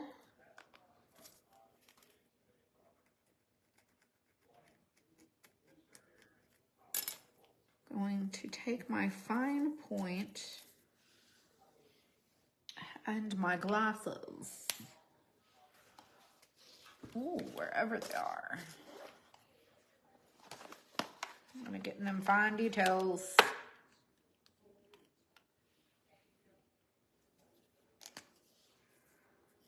I still struggle to see.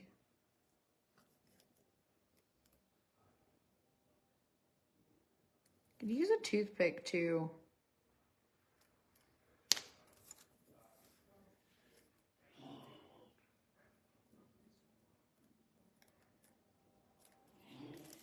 I feel like I have a little, I just struggle.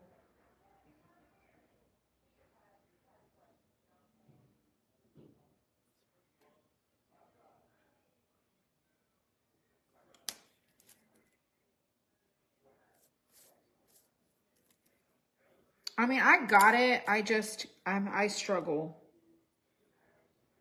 just a little bit. And then I'm just bouncing because I'm not trying to color this. I will literally achieve the look I'm going for.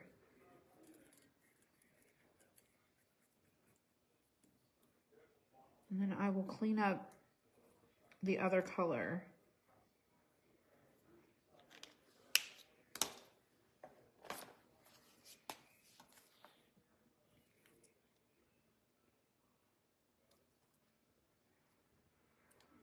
So I got way out the lines. But that is cute. It's a little scale. Look at how fun that is. All right, let's stick it up there on the little, that is adorable. Stop it right now. Stop it. Okay, let's do the plant pot, the coordinating color of this blue. That's gonna be precious. Okay, let's coordinate that. Let's do a black, no. Yeah, let's do black for the stand.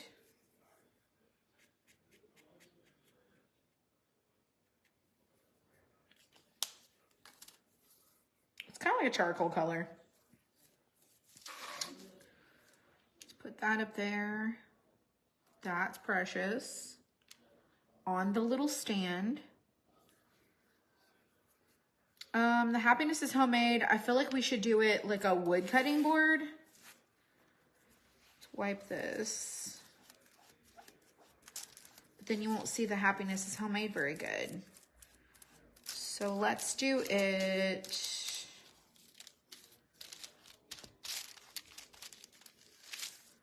Let's do it.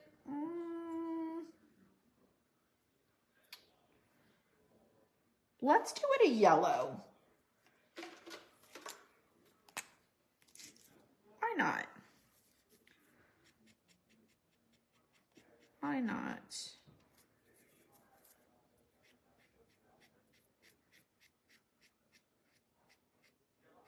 We are adding all the colors to our little hutch up here. We'll sand that here too. So we got a little yellow. Let's do,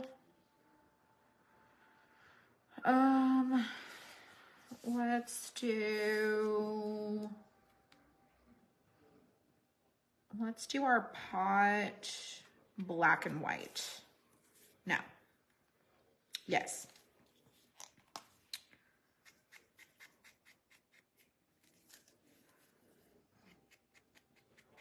Cream. I'm gonna use my little aging stuff to age up some of the creamy stuff just a little bit. All right, let's do our pot black, white, and then I'm gonna do another stripe.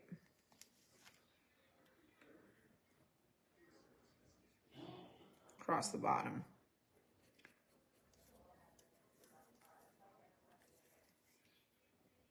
Do a little extra.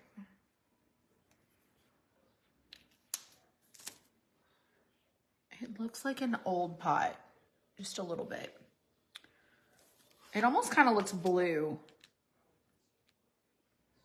All right, so there's our little pot down here. And I did that dark color over the white, which toned it down a lot and made it almost like a different color. Let's do our plates.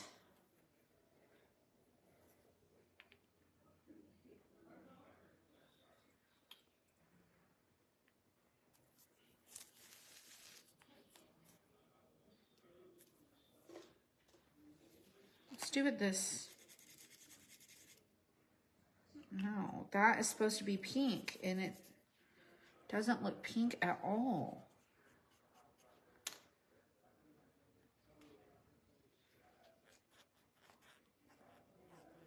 can't even get the tip out of there.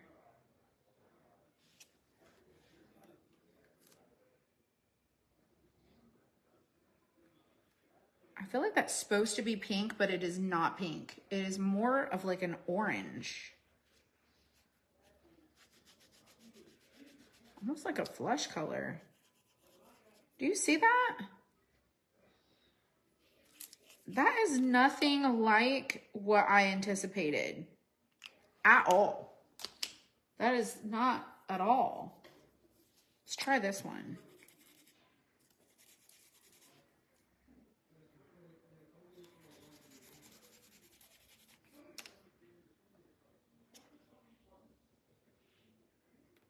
I'm gonna add water.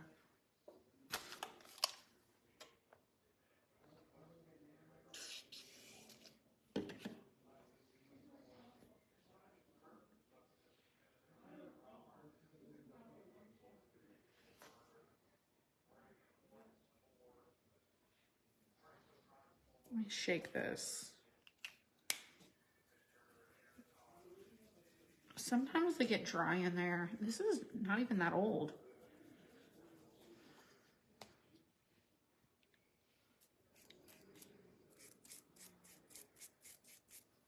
I kind of like that light color.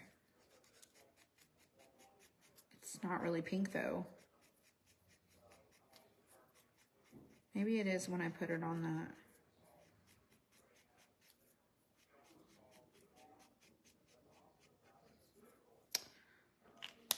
It's kind of pink. It's just not pink enough. Let's go with...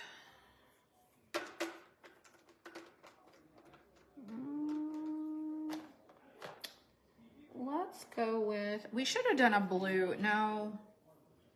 We're going to just take it up a notch to this pink. I'm going to do this pink over that.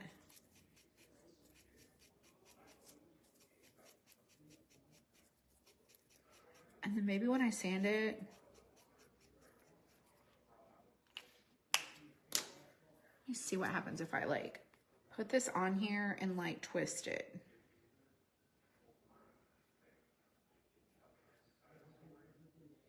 It kind of makes it look aged, like an aged plate. Oh, that's cute. See, it's like a little aged plate. Now I'm doing a colorful. Doing a colorful decoration. All right, let's do this yellow on the birdhouse.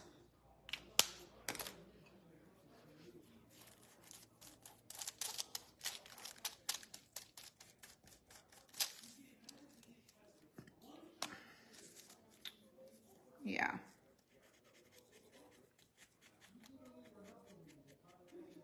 Super cute.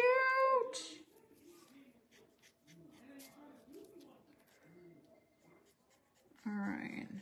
Y'all, we're close. We're getting close. All right, that's cute right there. Our little birdhouse right there. So we have a yellow little cutting board. We've got a yellow birdhouse. We've got this aged kind of rosy plate, charger, scale, the plant. We've got our Pyrex. Let's do our gather sign. And I think I want to do a wood frame on our gather sign. And I think I'm going to sand this just a little bit.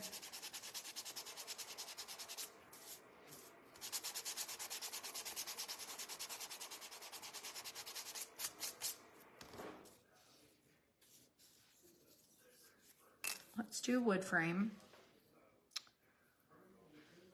And I'm going to take my white into that brown. And I'm going to sand this wood down. I want it to be kind of light.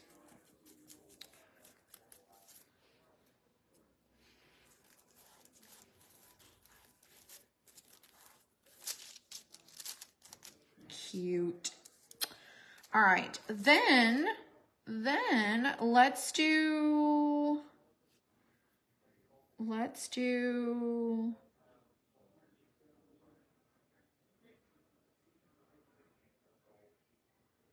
me think for just a second.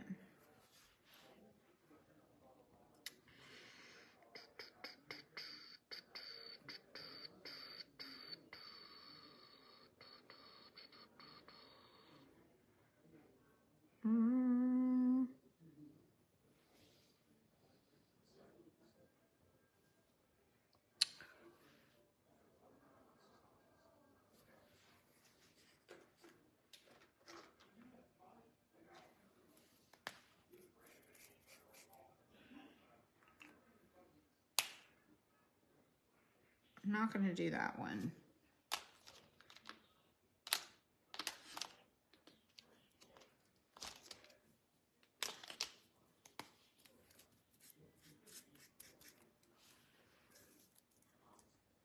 Okay, I'm going to do a gray, and it's going to take me just a second.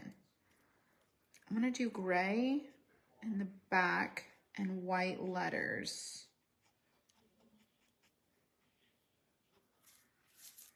Let me go all the way around. Now these letters, I made them all about the same height, so you could just go straight across.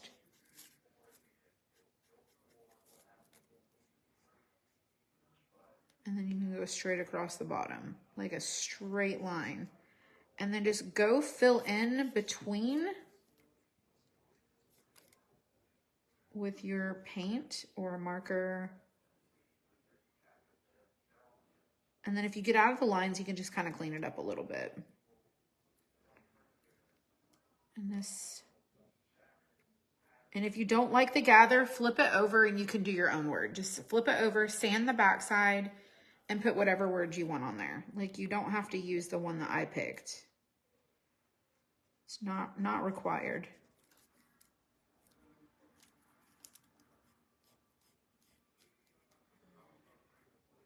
But I feel like this is kind of a neutral, fun saying for the kitchen hutch.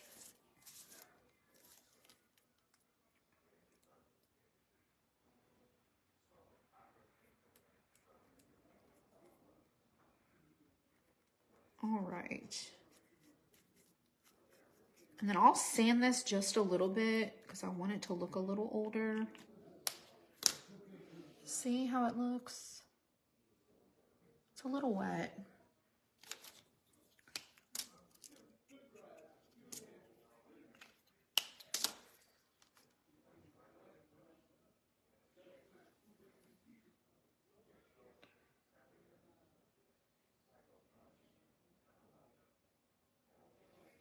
This looks so cute.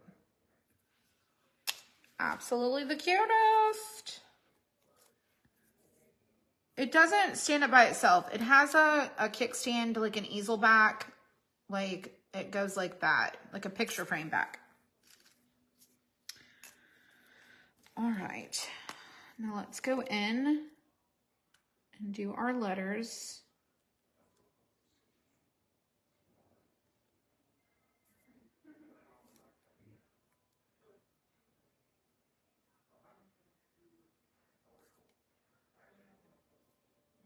Just like so.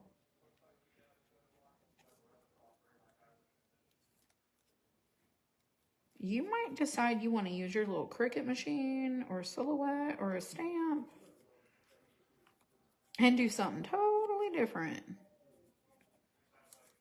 So these are a little bit of a challenge, but I'm here for it.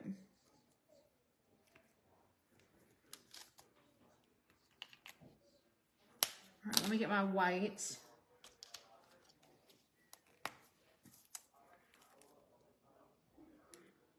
Just gonna go right back over that and try to stay in the lines. You do not have a steady hand. I mean, you might need a magnifying glass. I don't know. I feel like the letters are bigger.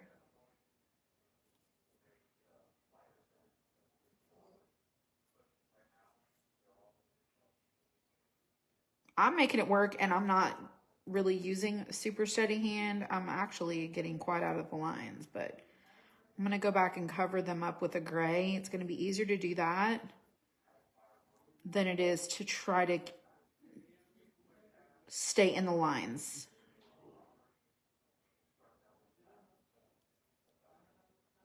I mean, look at my, do you see? Look at how sloppy this is, but I'm going to make it look decent. I can't believe I showed you guys that, but I just want you to know that I also do not have perfect, I don't have perfection.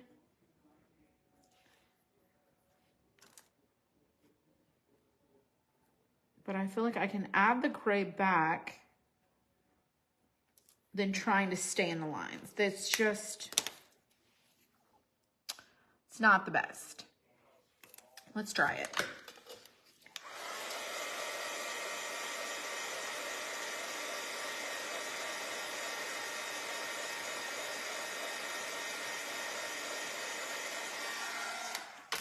Now I'm going to take my gray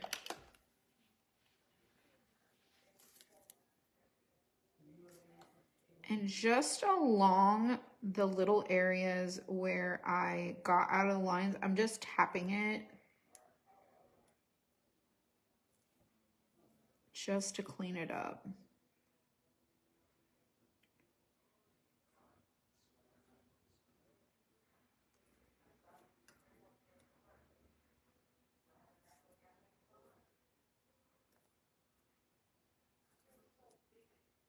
Almost looks like I got it in the lines. So much better.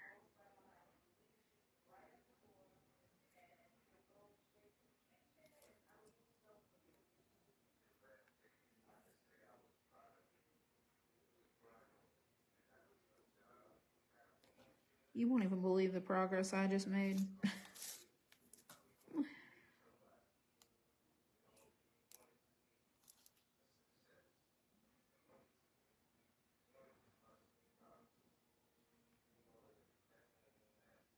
That's pretty good.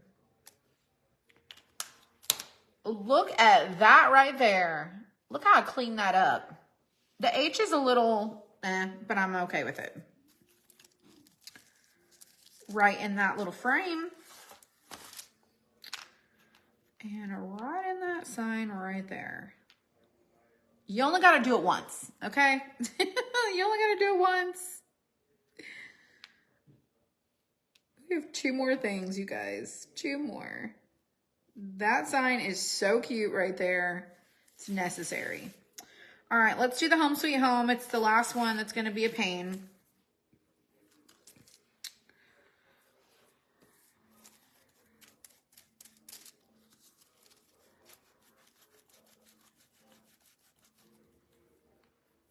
And I am definitely not trying to perfect this one.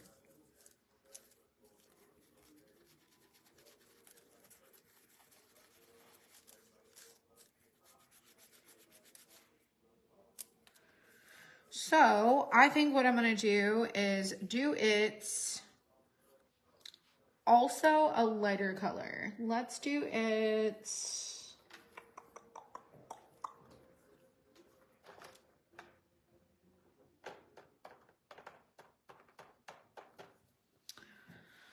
Our frame, we're going to do our frame also brown. I'm going to stick with a little shabby chic, kind of farmhousey, cute.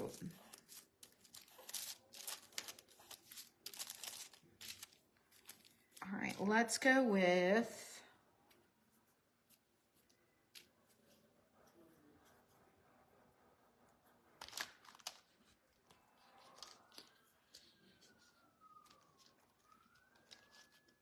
I really kind of want to do this minty color.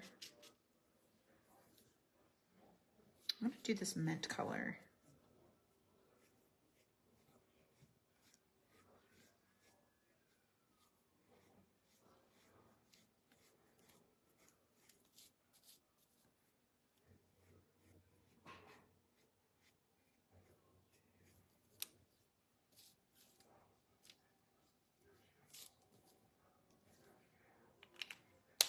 And then I'm gonna take my gray.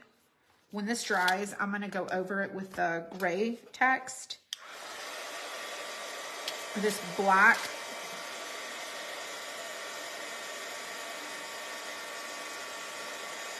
It's just cute. And everything has its own little character.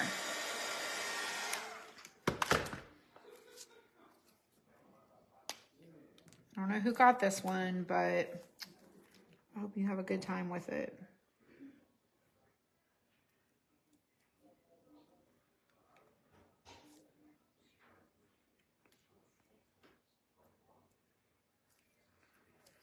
So I'm just taking the little fine point on this and going over our letters. Are you coming out? Yeah. Headache still? A little bit. Just a little whiskey.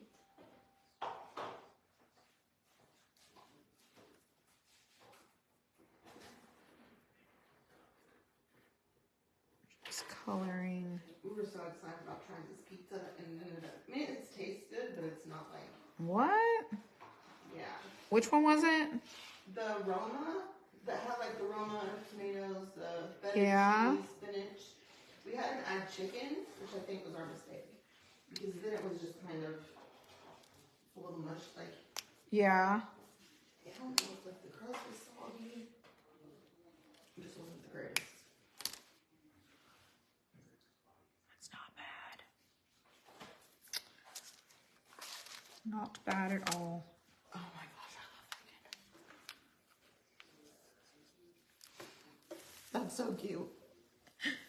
Isn't it the most adorable? Yes. I want to do like, I was telling him, like, I want to do like a whole dollhouse. Like a bigger dollhouse that's got this kind of scale for like a real Barbie. Actually, that's not a bad idea. Isn't it a cute idea? Yes. Maybe not necessarily a Barbie, but like a doll of sorts. It would just be so fun. Not for me, but hopefully for the girls. But then they get super distracted. It's not for me. They get real distracted. Let's do...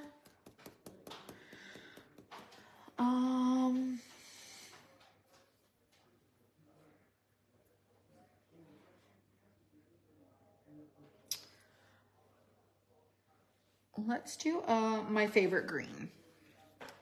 My favorite green, we're going to do my favorite green on the stand. It's a little bit more vibrant.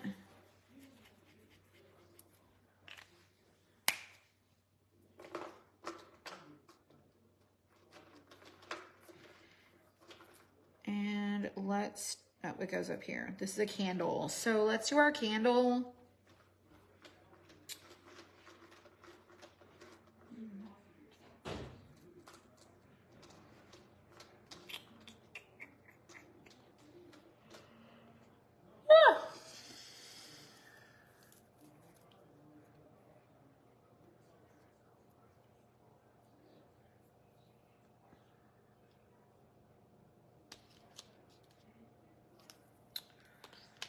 Let's do our candle, this pink. It's like a soft pink.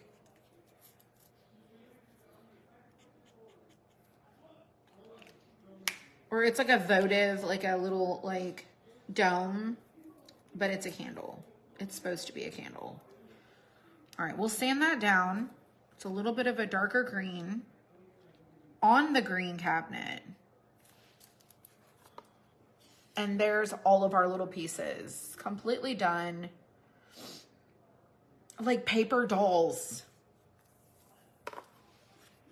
I was telling y'all earlier, I think if I went down that rabbit, this has opened a whole can of worms for me. You should see. You should see. Wait till you see the June box. Oh my gosh. Wait till you see the June box. If you're getting our Crafty Crate, I just want to send it to you now, but it's not done. I'm like, it's so cute. All right, we're going to glue all these in. Then we're going to put our back on. It's a little easel back so you can prop it up and stand it. The only thing, I'm just going to sand a couple of these things so that I can get more of like an aged look.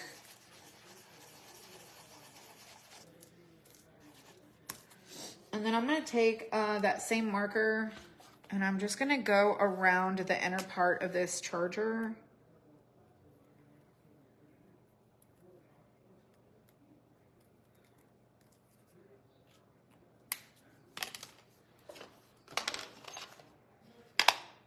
And I'm going to use the ground espresso.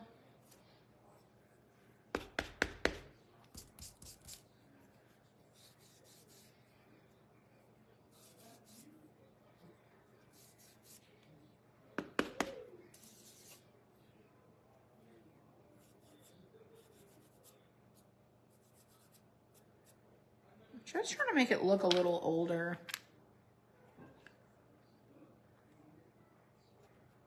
And then I'm going to do the same thing to the top of our birdhouse.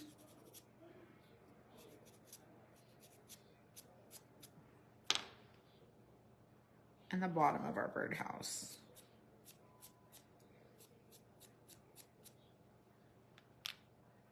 All right, let's glue these on.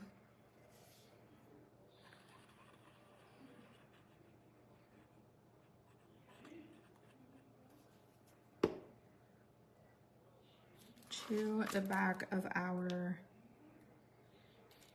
cabinet. And then I'm going to sand our little knobs here a little bit too.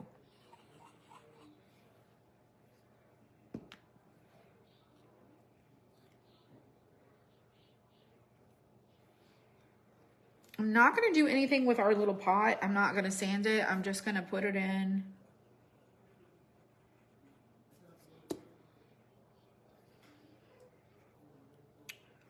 This little spot here. And then we're going to add our green.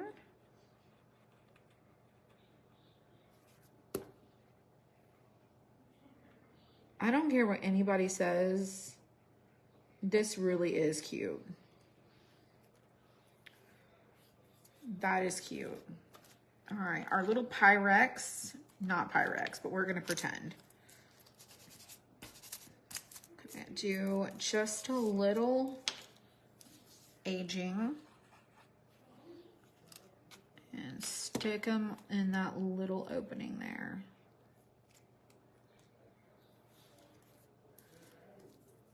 Let's do this one.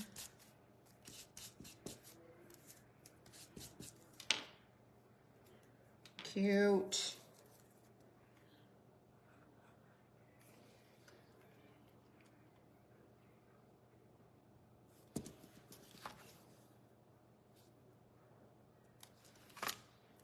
And then this one.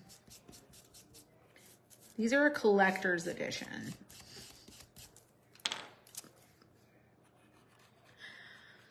They're exclusively numbered. I mean, does anybody even do that anymore? Like, this is a collector's item. Who decides if it's a collector's item? Does anyone know that? Like, who decides with companies, like, should I create a craft kit that's like, this is the collector's item? What's that mean? What's that mean? Unless you're going to the Antique Roadshow, I'm like, I don't even know what that means.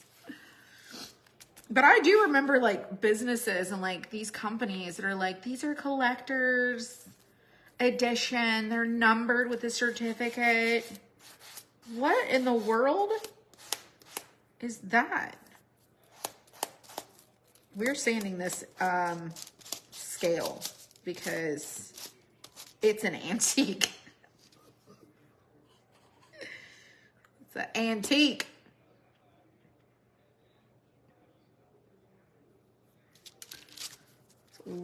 Rare, one of a kind.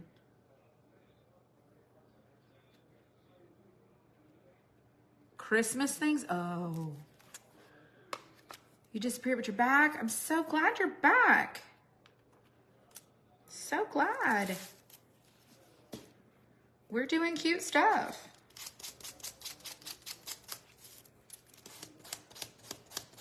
This would make the cutest Christmas present for someone because it's so unique. It's so unique. And I have a hutch, which my son and his wife have it right now, but I have a hutch that my grandma gave me that I painted barn red. And I told them, I'm like, you cannot give this away. I know it's yours, but if you're going to give it away, call me. Like, call me and I will come back. I will come back. I will get it. You cannot, you can't part with it.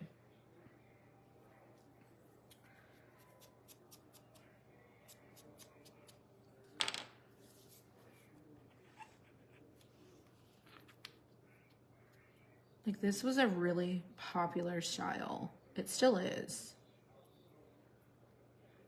All right, let's do our Happiness is Homemade. I'm just gonna sand it a little bit. Our little cutting board.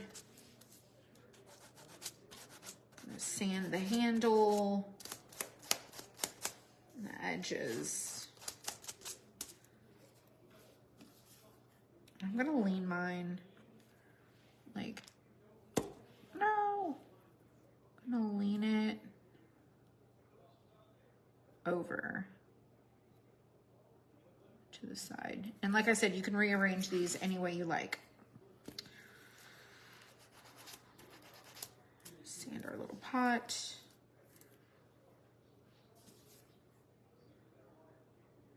I'm not gonna sand our stand.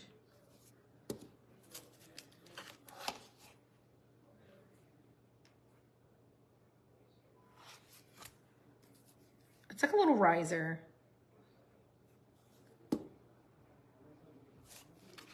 So cute.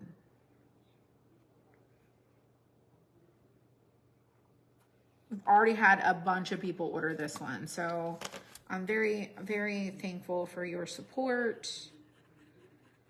And your purchase means the world to me. I did put the link to this in the description in case you want to buy this. It's really, really cute.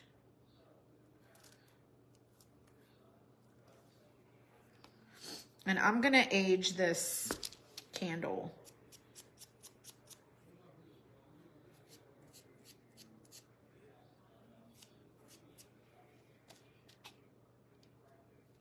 I just put it right on the little ink, like the little mat. Right over that pink, and it gave it like a little aged look.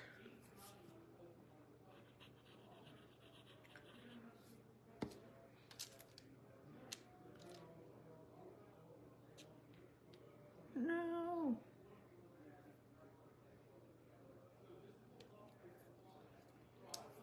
All right, let's sand down our gather. This is the last one, y'all.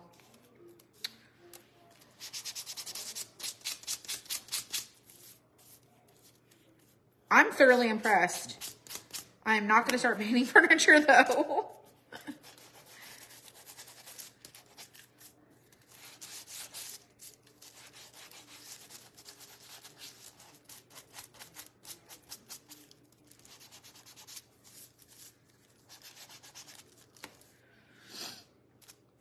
All right, let's put our frame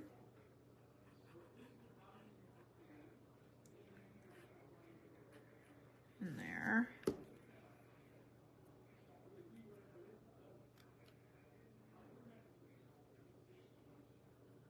I think I said I was going to hang that, make that look like it's hanging, and I set it on there, but it is what it is.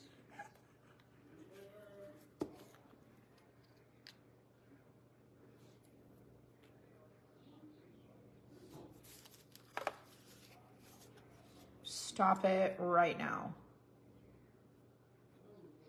This has to be the most adorable.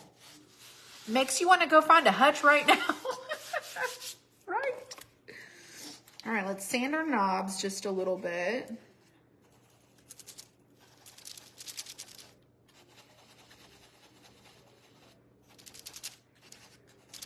gonna age them.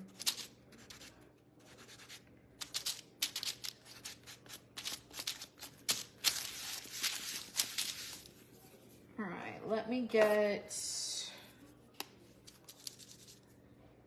this guy right here. So I like to do extra stuff.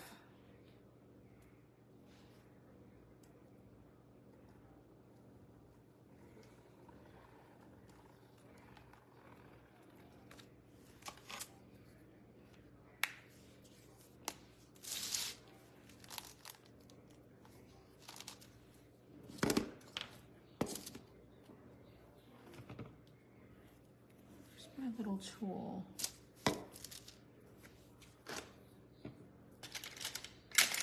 There it is.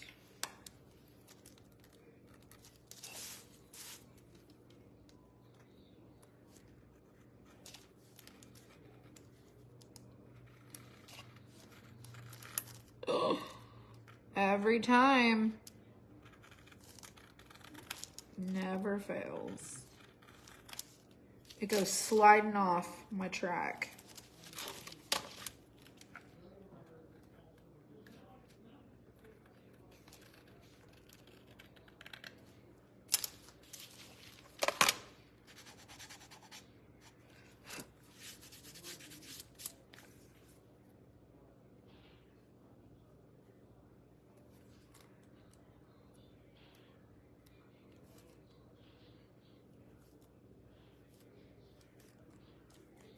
Fear not.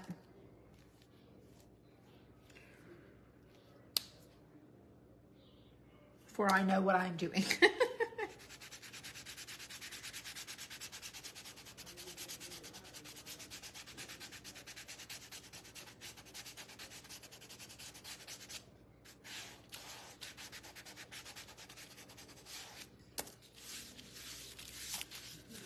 I just wanted a little, like, this is clearly like a piece, and I wanted there to be a little shadow or like something on there, okay? I just needed a little something. All right, those are done.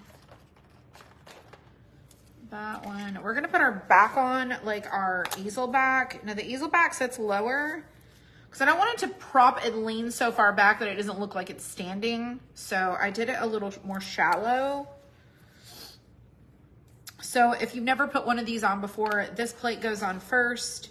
You kind of figure out like where it goes, and you want it to kind of line up at the bottom here.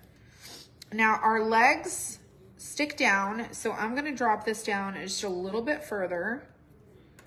And then I'm gonna glue my piece right there.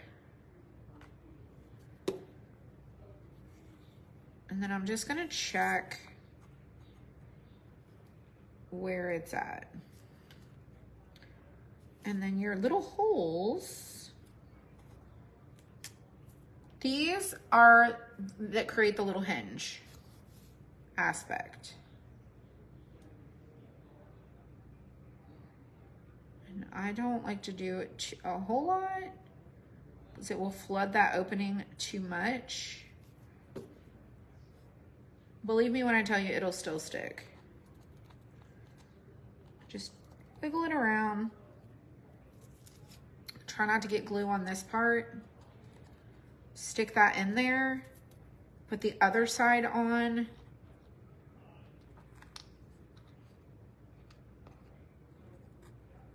And then wiggle them around. And then I'm just gonna let those dry.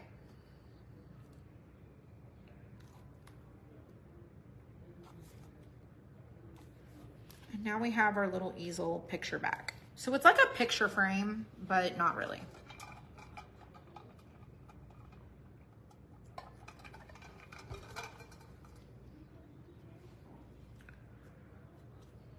See, this one's still a little loose. This one's already stuck. But our hinge can move, but it won't come out apart.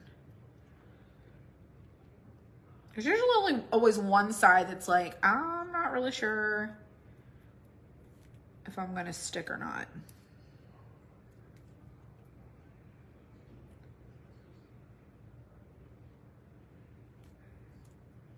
There we go. All right, so now you have a picture back. You can make it lean like this, or you can prop it to where it stands up a little bit more and it's more straight upwards. So when everyone was asking, like, what do you do?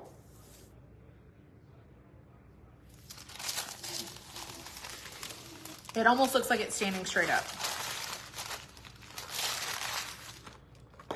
But then you can also like lean it. And it's not really leaning a whole lot. Like it's a little bit of an angle. But if you just adjust your stand,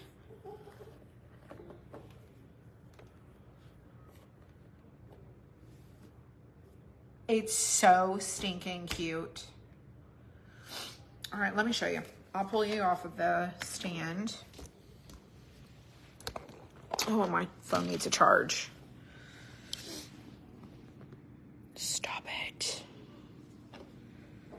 Stop it right now. How cute are you? How cute are you?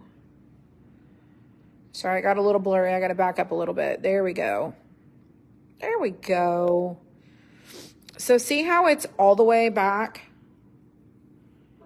You can see it's almost like a picture frame, but if you just inch it up, you can almost get it completely standing up. Just like that. So cute.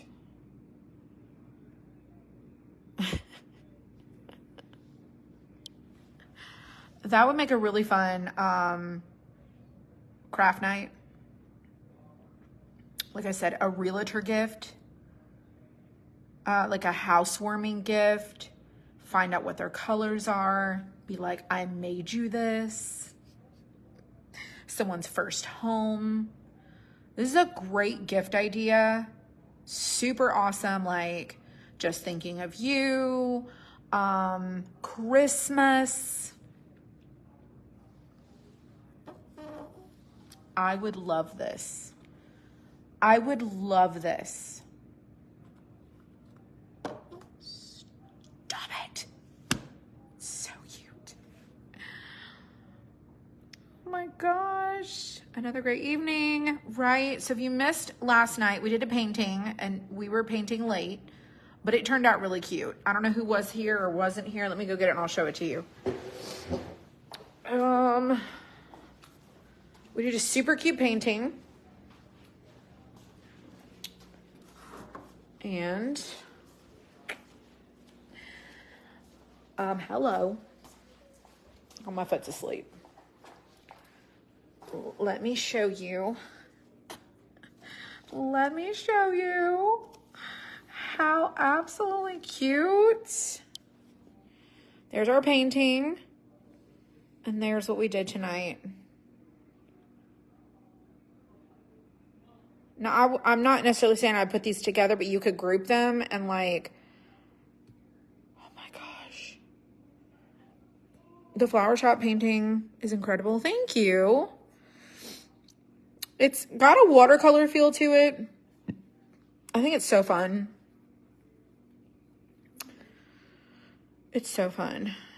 I did take a picture, so I'm going to trace it tonight. My iPad was on the charge. It's not on the charge right now, but oh my gosh, it's so fantastic. But this is cute. How fun. My kids would say, that's fire.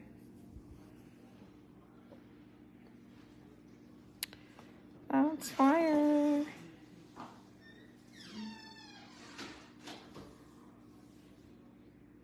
I'm telling you, y'all, if you like, I'm going to get you one way or another. You're going to be painting canvases or you're going to be painting mini furniture.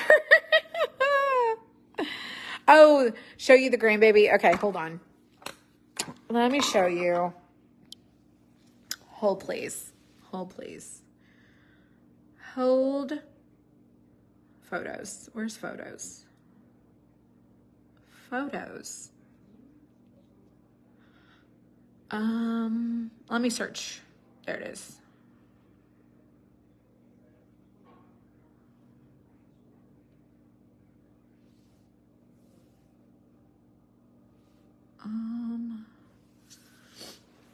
Let me show you. How cute is he? So I got him this outfit at Target. It's got little elephants. And then it says, hello world. She's got this little thing. How cute is he?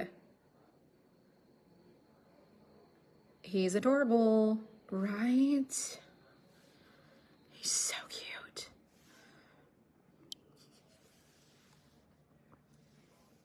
Wait for it. Look at her. Look at her. That's Riley with her baby. That was his second day. He was 2 days old. He was 1 day. And then I had to show you guys this one. She's so cute. So this is the day he had just barely was taken out of his little seat. And she is so excited. So excited. So that's him and Riley. And then there he is. His eyes are not open, obviously, in this one, but he's super cute. Y'all, he's barely he's barely a week old. He was born a week ago. Oh gosh. Let me hang on, let me find a video. Let me find this video. Where is it?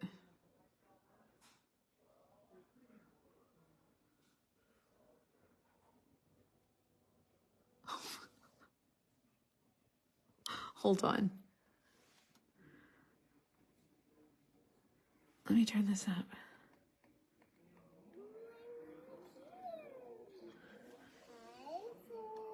I got it. God, he's heavy. Is he heavy? Yes, he's warm.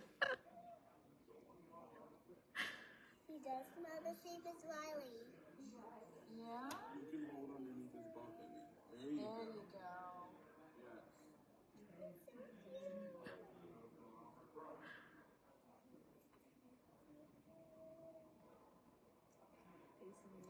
How did the... No, I was just telling him. She said, no, I was just telling him. We were she was singing for a second. She was singing. And then Riley, hold on, let me show you.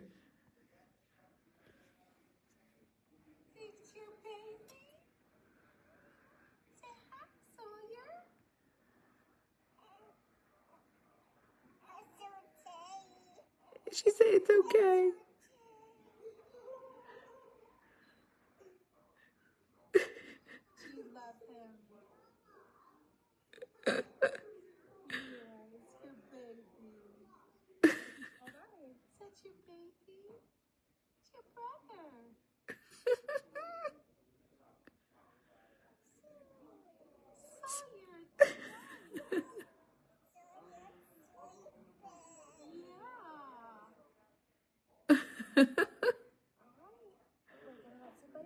She's so precious.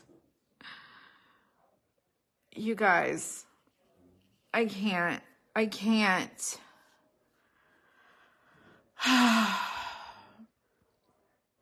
So this is why I didn't even have a baby and I'm tired.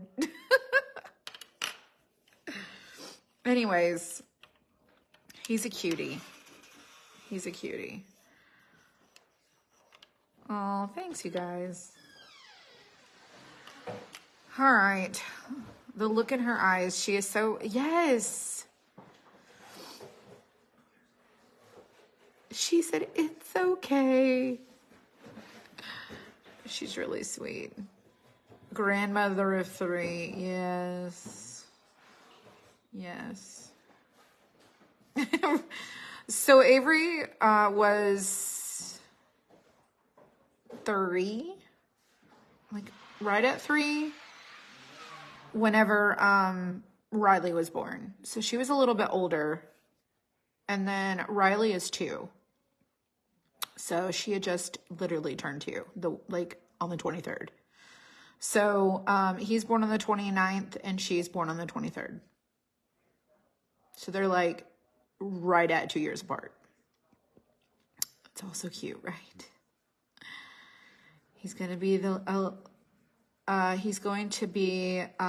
little mother hens with a, they're going to be, yes. You have 11 grands. No, I'm like, hold please. Hold please. Hold please. Hold please. No. 11 grandkids, could you imagine? 11? Yeah. I'm like, just hold with a 3. How was your pizza? I had a half of a sub, like from Subway. So You have 7 under 7? Stop it. Stop it. You have 2 girls and 2 boys? 7 Aww. kids under the age of 7. Right? I bet Well, Zach and Michelle are like the only ones who are married with a family. Dylan is single still, and Caden is single also. And I think Dylan is like, I'm good, I'll wait. He wants kids, but I think he's like, yeah, I'm going to live my life first. Now Dylan is going to have to get started. Dylan is 25. He's single. And he's like, women his age are so super shallow and judgmental. And, which is very crazy because I remember like men in my generation were super shallow. You know, the whole movie, like Shallow Hal? Yeah, that's the role has reversed for a lot of these generations of young, ladies. literally look at Gabe. Huh? I said literally look at Gabe. Or Gabe just left, but I'm like, where? Gabe's pretty small. And his girl was big. He got no problems. Yeah, because y'all's generation is very different. But the women, we talked about this before. Oh, gosh. Anyways.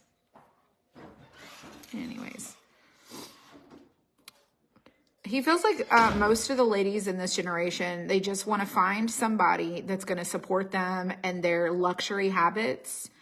And they're just going to live the life of luxury, drive fancy cars, and, drink their lattes. And I'm like, I'm sorry.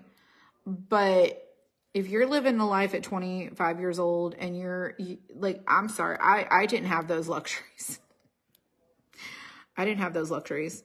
I was worried more about like just being able to like get started with life. So he's like, I will rather hold out until these women mature and like get a reality check, because life is not all about possessions and things. I've taught them like invest in your home and a good vehicle, but stuff is just stuff, but anyways, so we have 3 grandchildren right now. 3 grands. But I also raised them to not be doormats either. And not to be to be good gentlemen. Like I raised them not to be judgmental and that looks are not everything. And that you have to see past the outward, perception of something, because just because someone might be beautiful on the outside does not mean that they're a good human. And there's way more to life than appearances and body images and weight. There's just way more to life than that. So, that's why I get real triggered by people who, I don't care if you're skinny or you're larger, it doesn't matter what your body type is, you're human, and that nobody should be like giving anyone issues, whether you're male or female. I don't care. None of the above. None of the above. Your son has 19, 16, and 5. Oh my gosh. A 5-year-old? Oh my. Oh my. But anyways, so I'm going to leave y'all with that. I'm going to leave y'all with that. But look what we did in case you just hopped on and you missed all the good stuff. Looky. I'll take cute pictures. Oh my goodness. So fresh. Actually, I'm going to go put it in this spot over here real quick so you guys can see it. Because I took the canvas out of there. Let's go look at it really quick. Oh, this is cute. This is super precious. Right there. Oh my gosh. Hang on. Then I'm going to show it to you. Look. Look right there. How cute is that? Look at how cute it is. So precious. So super cute.